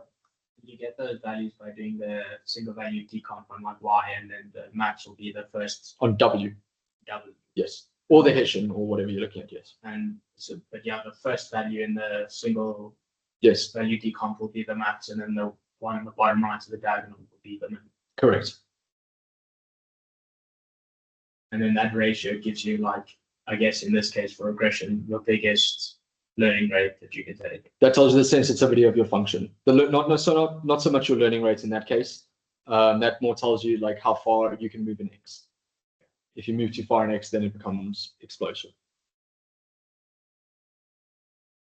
Okay, so gradient descent can be relatively slow, close to the minimum. Its asymptotic rate of convergence is inferior to many other methods, asymptotic meaning that as time tends to infinity. For poorly conditioned convex problems, gradient descent increasingly zigzags as the gradient points nearly orthogonally to the shortest direction to a minimum point that can be seen in this figure. Okay, so again, in this case, you have the curvature of this landscape is really, really tight in one direction and really shallow in another. Okay, and so it becomes difficult to set a consistent learning rate. And that's the whole point of this, all right, is that you're not adapting your learning rate to the direction it's moving in.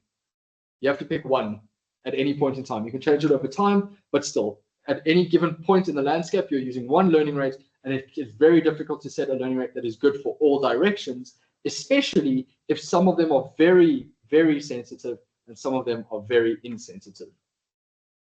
Does that make sense?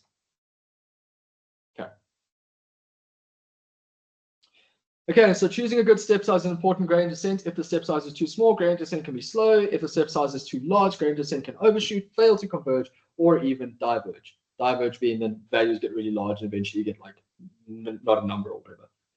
The second consideration is the optimal step size early in the search might be different rather than later in the search. And so this leads to a lot of ideas, and this was kind of actually pretty popular in the initial wave of machine learning, where they had adaptive gradient methods to rescale the step size at each iteration depending on local properties of the function. Okay, and so there are two simple heuristics that can be used together. The first is that when the function value increases after a gradient step, the step size was too large. So you undo the step and you decrease it. Obviously, we want to minimize something. So if we took a function step and it got higher, that just the only thing it could have been was that it got too large, that we took too big of a step. Because we know that we were going in the direction of the negative derivative. Okay. And so although this undo step seems to be a waste of resources, using this heuristic guarantees monotonic convergence. Okay, so it guarantees monotonic convergence, and you can be slightly less conservative than you would need to be to get a proof out of something like, where is this? So we know that gradient descent will also give you monotonic convergence, but with a suitable step size. In this case now, with this adaptive backtracking thing, we can be a little bit more ambitious and know that when we overshoot, we will then decrease the step size, okay, and try again. You decrease the step size. So this at least allows you to always be at like kind of the verge of the maximal step size you can reasonably take. Secondly, when the function value decreases, the step could have been larger, and so you try increasing the step size. Okay, so every time I take a successful gradient descent step, I'm going to say, great, that seems to have worked, increase the learning rate.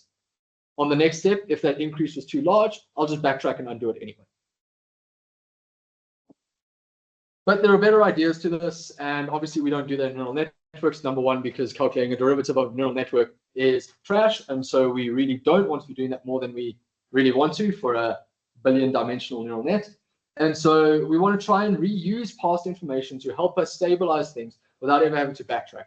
Does anyone ever have an idea of another iterative or adaptive learning rule that is used a lot today? Yeah. Adam, correct. Yeah, Adam is an approximation to something that uses the Hessian matrix for your update called natural gradients. So it's a first order approximation of a second order update rule. Yeah, exactly. And there's a lot of them. So the idea is that, that we're going through now are still foundational to what you will see in today's day and age. The adaptation is just getting somewhat more elaborate in something like Adam. Okay, but one of the cool things that is still used and came out in 1986 by Rommel Hart, one of the founders of modern machine learning, is called gradient descent with momentum. And this is intuitive. This is just taking the idea of a ball rolling down a hill that you've probably heard before with gradient descent to an absolute max, right? So a lot of what we can understand of this optimization is that you're looking at the derivative, but this derivative is working something like gravity. It's pulling you downwards because that's where we want to go. We want to go to the lowest point, okay? And so we're just going to start my ball here, and I'm going to drop it. And depending on how much force I have when I drop that, can be thought of as your step size. And so maybe if I dropped it too hard, it's going to bounce away, and then it'll bounce back, and it'll eventually start to roll down, okay? That's the whole idea. Is we have this ball rolling down a hill, trying its best to kind of very quickly get to this bottom of the hill where, in a physics sense, you've minimized the entropy. And it's cool because the Hessian matrix is considered entropy in a lot of cases. So in that case, it's now getting to the bottom of the hill, but we know that it doesn't just recalculate gradients, or like the effect of gravity isn't happening in isolation at every time step. No, the ball builds up momentum as it's going. The fact that I was rolling downhill in the previous time step means I'm probably going to keep rolling down on the next one. And that is exactly the intuition of momentum given by Rommel Hart, and it turns out that it works really, really well. And so what this does is it dampens oscillations and smooths out the gradient update.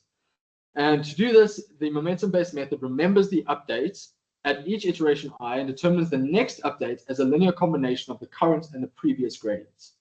Okay? Specifically, I'm going to take my normal gradient update rule here. Okay, so here's my current parameters, trying to get my next parameters. There's the derivative of f, or a neural network would be L for your loss. That's the function I'm trying to optimize, f. You take the derivative at my current parameters. I'm taking a negative step with the learning rate gamma. But now I have this term here, which is saying take the previous time steps update and also apply it again, but with a slightly reduced rate. Okay, so alpha is going to have to be less than 1, or else what you're doing is you're over applying your previous gradient. So you're saying I want to apply it less than I did last time, but I want to keep that gradient helping me to keep updating. Okay, in which case you're going to still push in that same direction. And that derivative, or that update at the previous time step, was just this. Okay, so if you want to get the delta here, you just take this over. So delta xi plus 1 minus x, is equal to xi plus 1 minus xi. Okay, so you can see that this now means that this delta is just the update term that I previously had. Sorry, should have been the whole thing.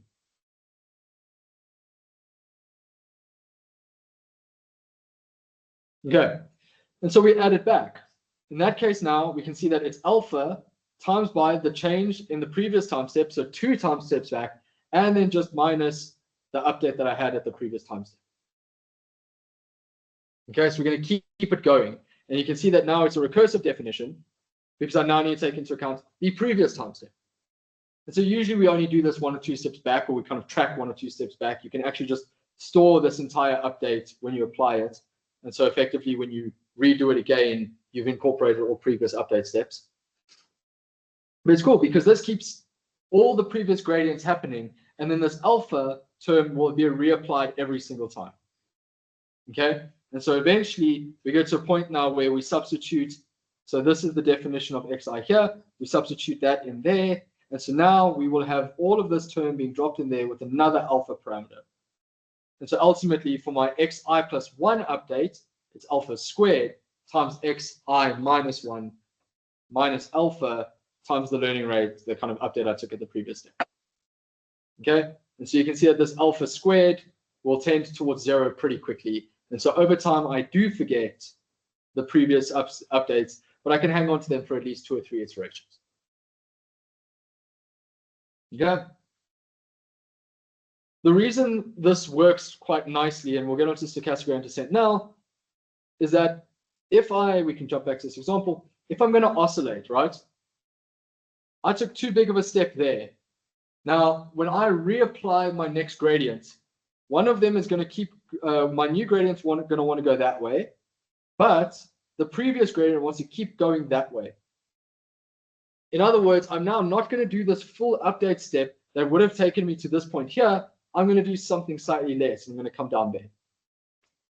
So because now I've changed the direction of my derivative, the momentum is going to keep me from making such a big step, which will allow me to then explore the new direction a lot more. If, on the other hand, I'm optimized too slowly, if I took a step there, well, momentum is now going to push me in that, my next derivative will do that, and momentum will keep me going. So now I'll take a bigger step. So you can see in this case, momentum can also lead you to overshoot on occasion.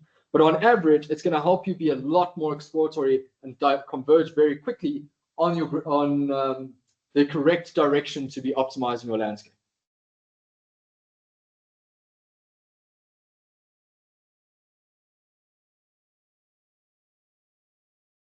Cool. Another concept that we need to know is stochastic gradient descent. So stochastic gradient descent, often shortened to SGD, is an approximation, a stochastic approximation of a gradient descent method for minimizing an objective function that is written as a sum of differentiable functions. We'll get to that, we'll unpack in a second.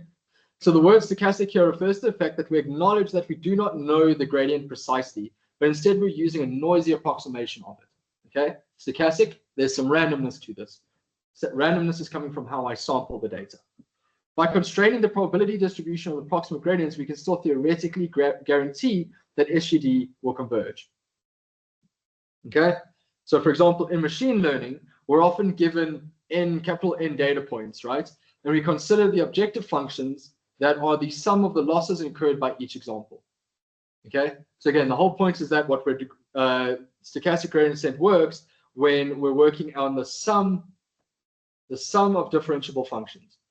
And in this case, the sum is over the loss on all of our different data points. Right? In this case, we want to find theta, which optimizes that sum of losses and not necessarily, excuse me, one of them, where theta is the vector of parameters of interest. So for example, an example from ML is the negative log likelihood, which is expressed as the sum over log likelihoods of individual examples, so that we end up with this being our capital L, which is the sum over our individual L's. Okay, the log probability like this is usually not exactly what we work on.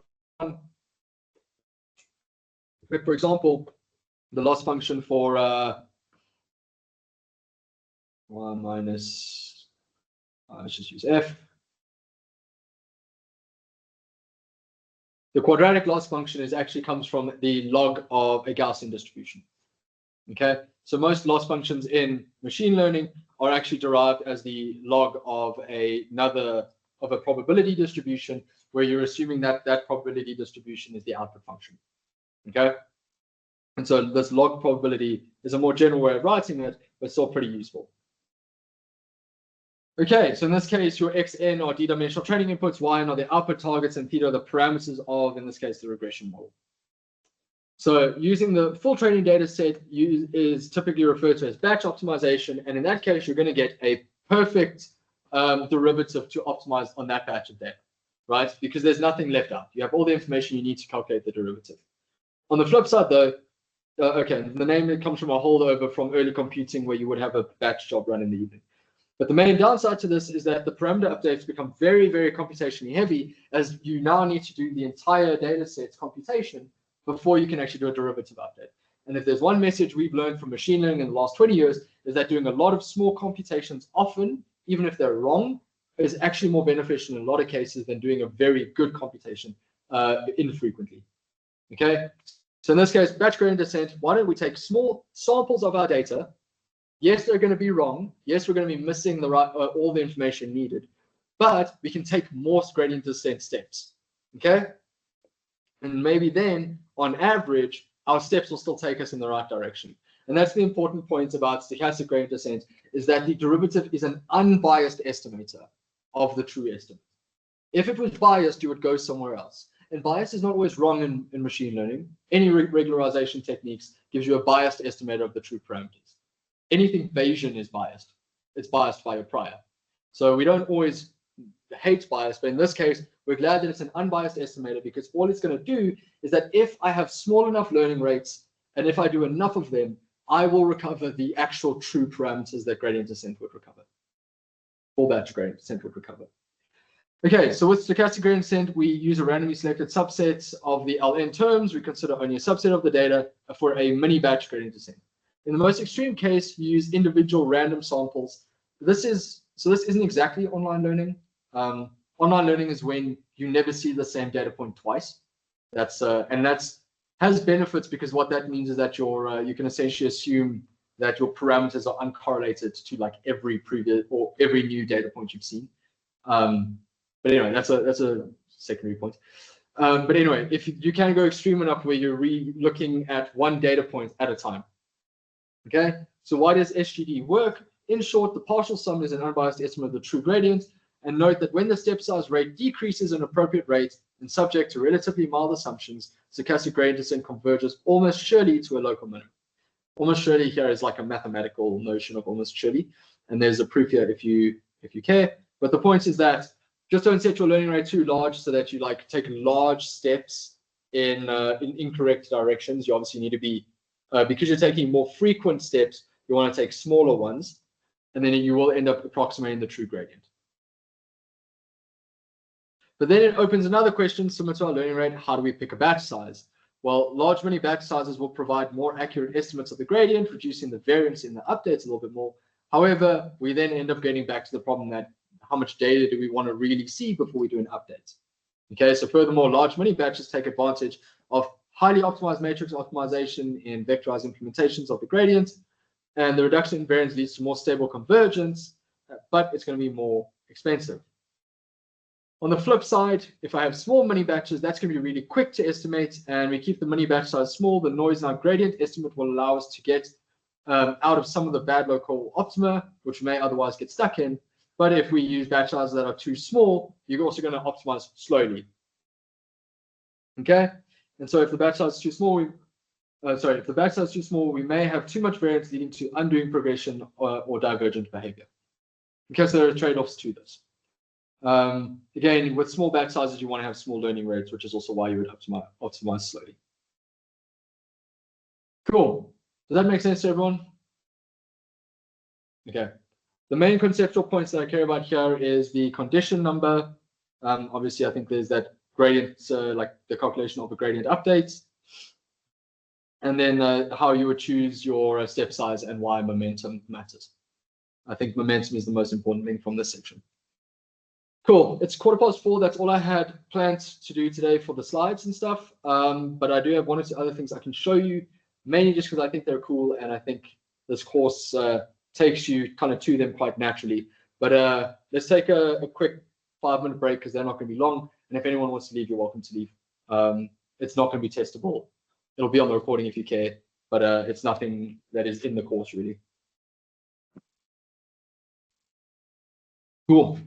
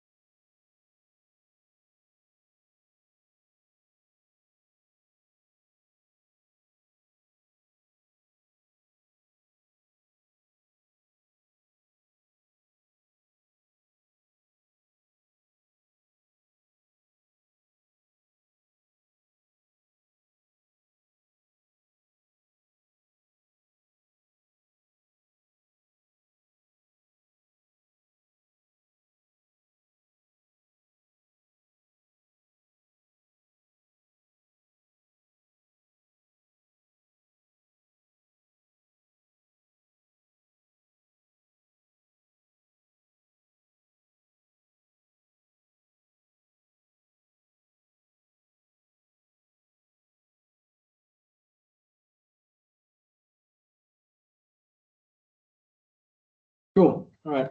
One of the things I think is useful that I don't see it used a lot is, so it's in the NumPy linear algebra library. So np.linealg up at the top there. It's called np.einsum. And so it uses Einstein summation notation, which is a way of just writing anything like matrix multiplication, stuff like that. But it does then any sort of matrix or linear algebra operation you might want to do. So this is the definition here. It's a little bit of a freaky way of writing a function because, as you can see, the first argument of the function is a string.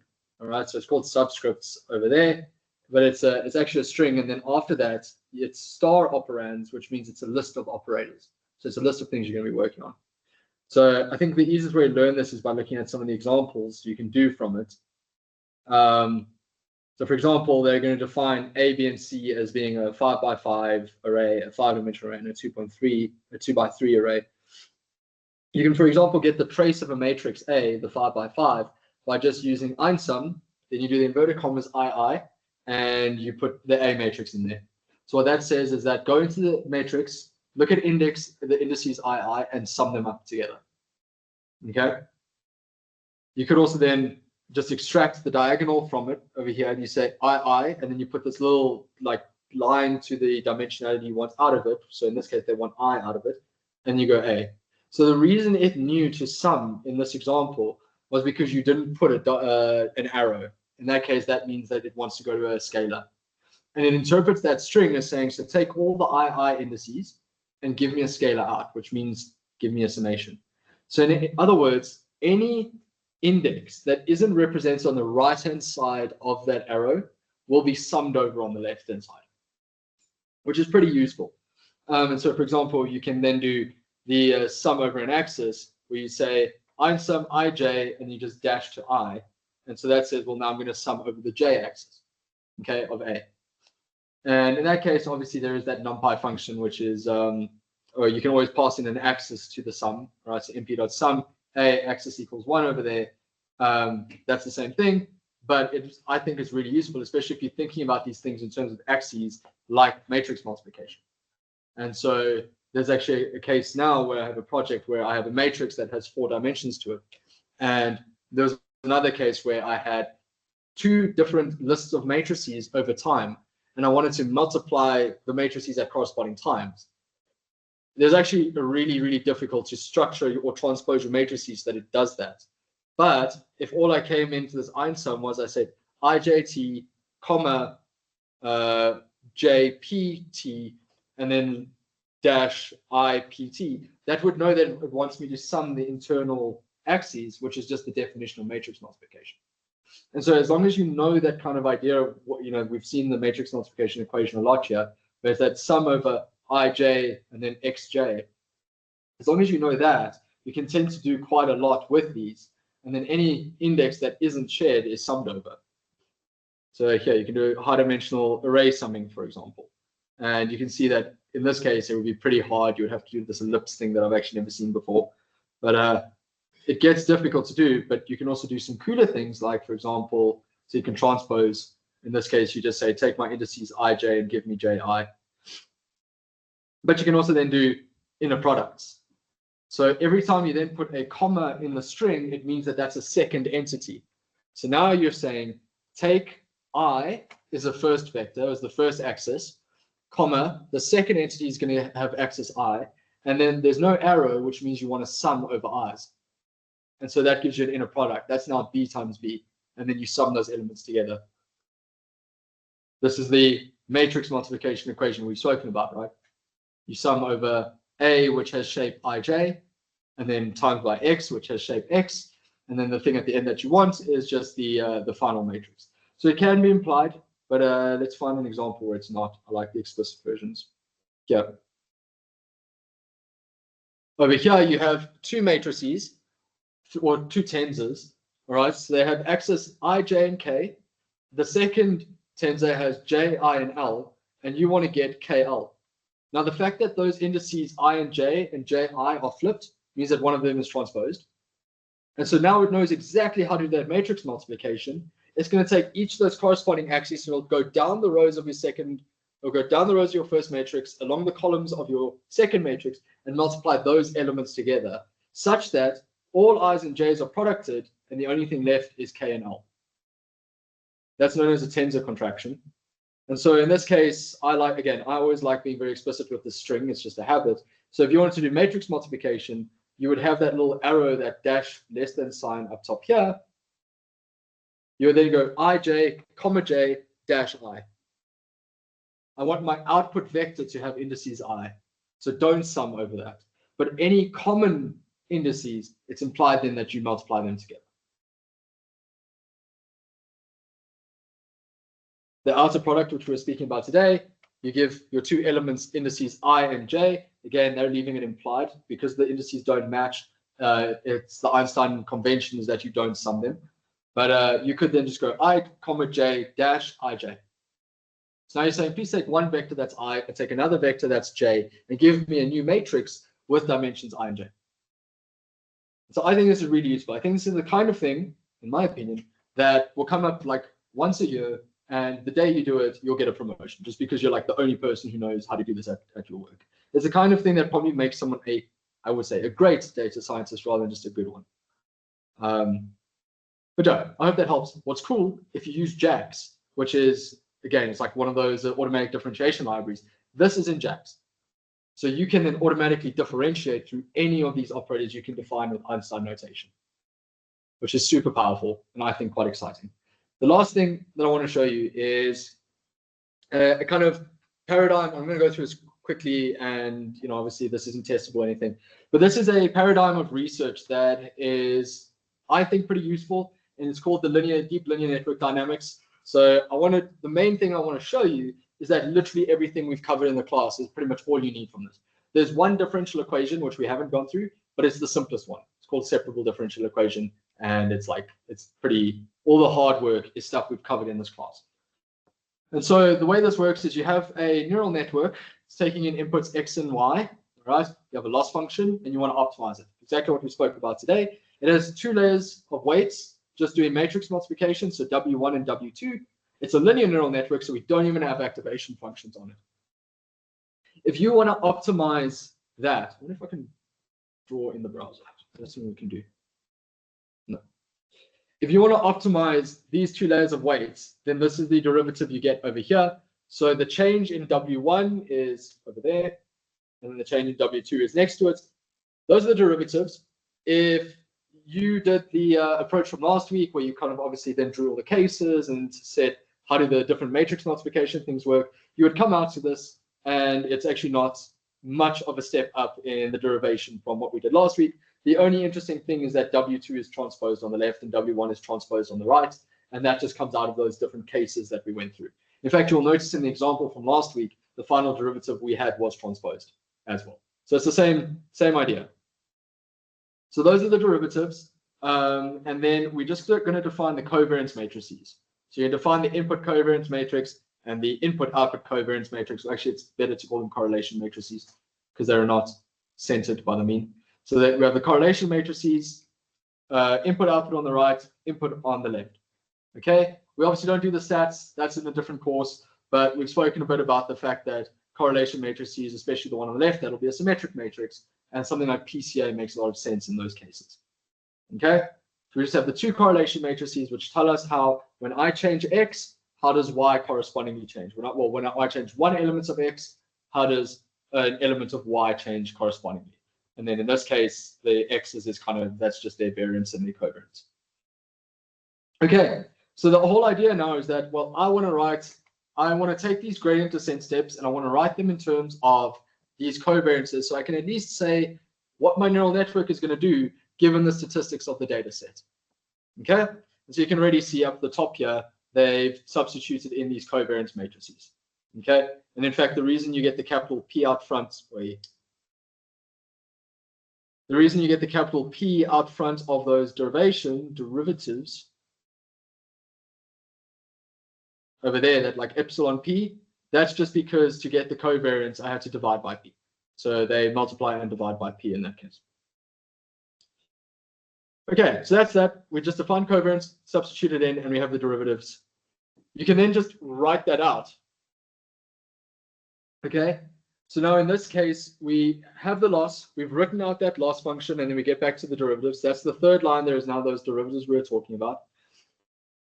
In this case, what I'm going to now do is I'm going to take these covariance matrices, and I want to, instead of thinking about the weight matrices in their whole kind of monolithic matrix sense, I want to try and break them down into a really simple set of 1D equations. Okay, and we've spoken about the fact that the thing that does that is a singular value decomposition.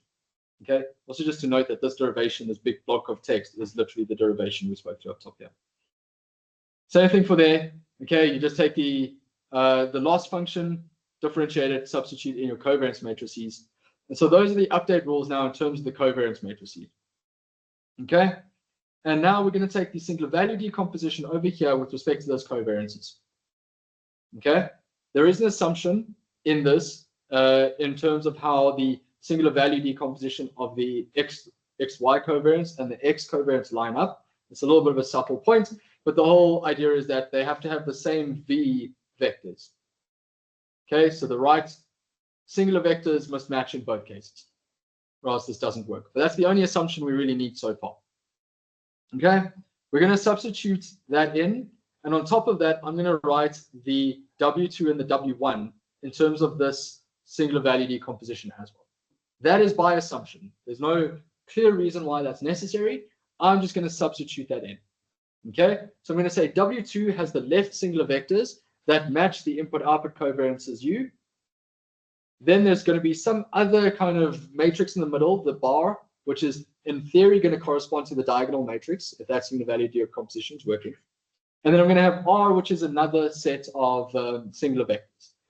Similarly, I'm going to assume that W1 has the same R on its left-hand side, then its own kind of updated matrix, or like this change of parameter matrix W bar. And then on the right-hand side, we have V transposed. Okay, that is then the right singular vectors. And so all we have to then do is assume that this R transpose and R will give you an identity matrix. In other words, it's an orthogonal matrix. Right, we spoke through that. All of that step is by assumption. We do that step so that we kind of need to make progress, and then we'll check later on that our assumptions hold. All right. So I'm going to take my gradient descent update from above with that first line. Again, we just have W2, W1 times by input covariance, and then that's kind of your average error in the middle there. But now I substitute in the singular vectors. All I'm going to then do is on the left-hand side for W1, I also substitute in the singular value decomposition. And then on the left and the right-hand side, I multiply by R and I multiply by V transposed. And if we're lucky and this all works, everything cancels and we're left with the system at the bottom here. Now it looks really, really similar to what we had at the top. So if you look at the top line and the bottom line, it looks really similar, except for one important thing. Now, sigma yx, which was a covariance matrix, correlation matrix, has now been replaced with S, which is the singular vector matrix, singular value matrix in the input-output covariance. Similarly, the input covariance, sigma x, is replaced by the singular values of your input covariance D.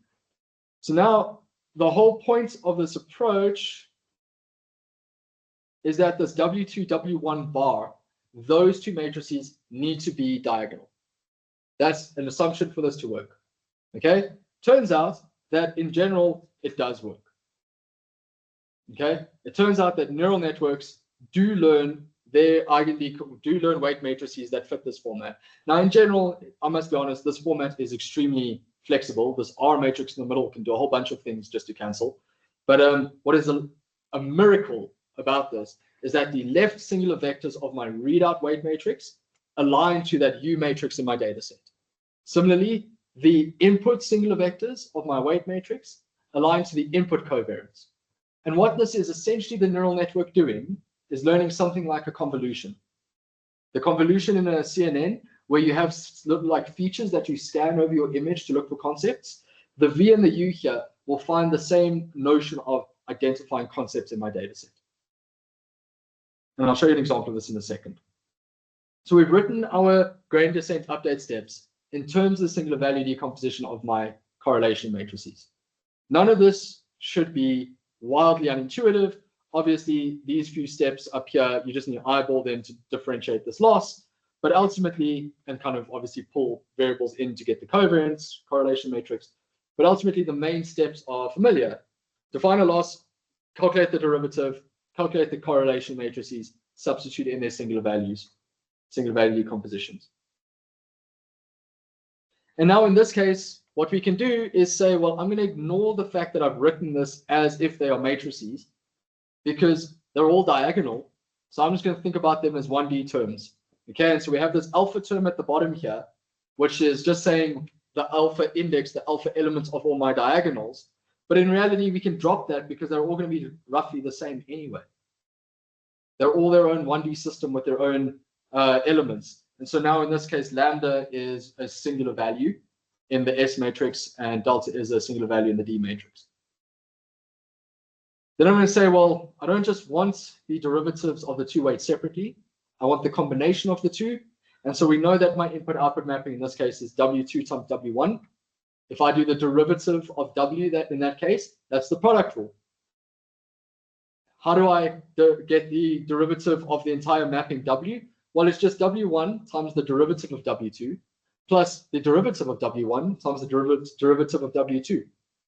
And so you take the product rule and you can restructure this entire mapping to say that actually, with some assumptions that the weight matrices are balanced, and there's a few technicalities, you can actually get the update rule here at the bottom, which says that they're actually going to both work the same way. So it's 2 times the gradient update.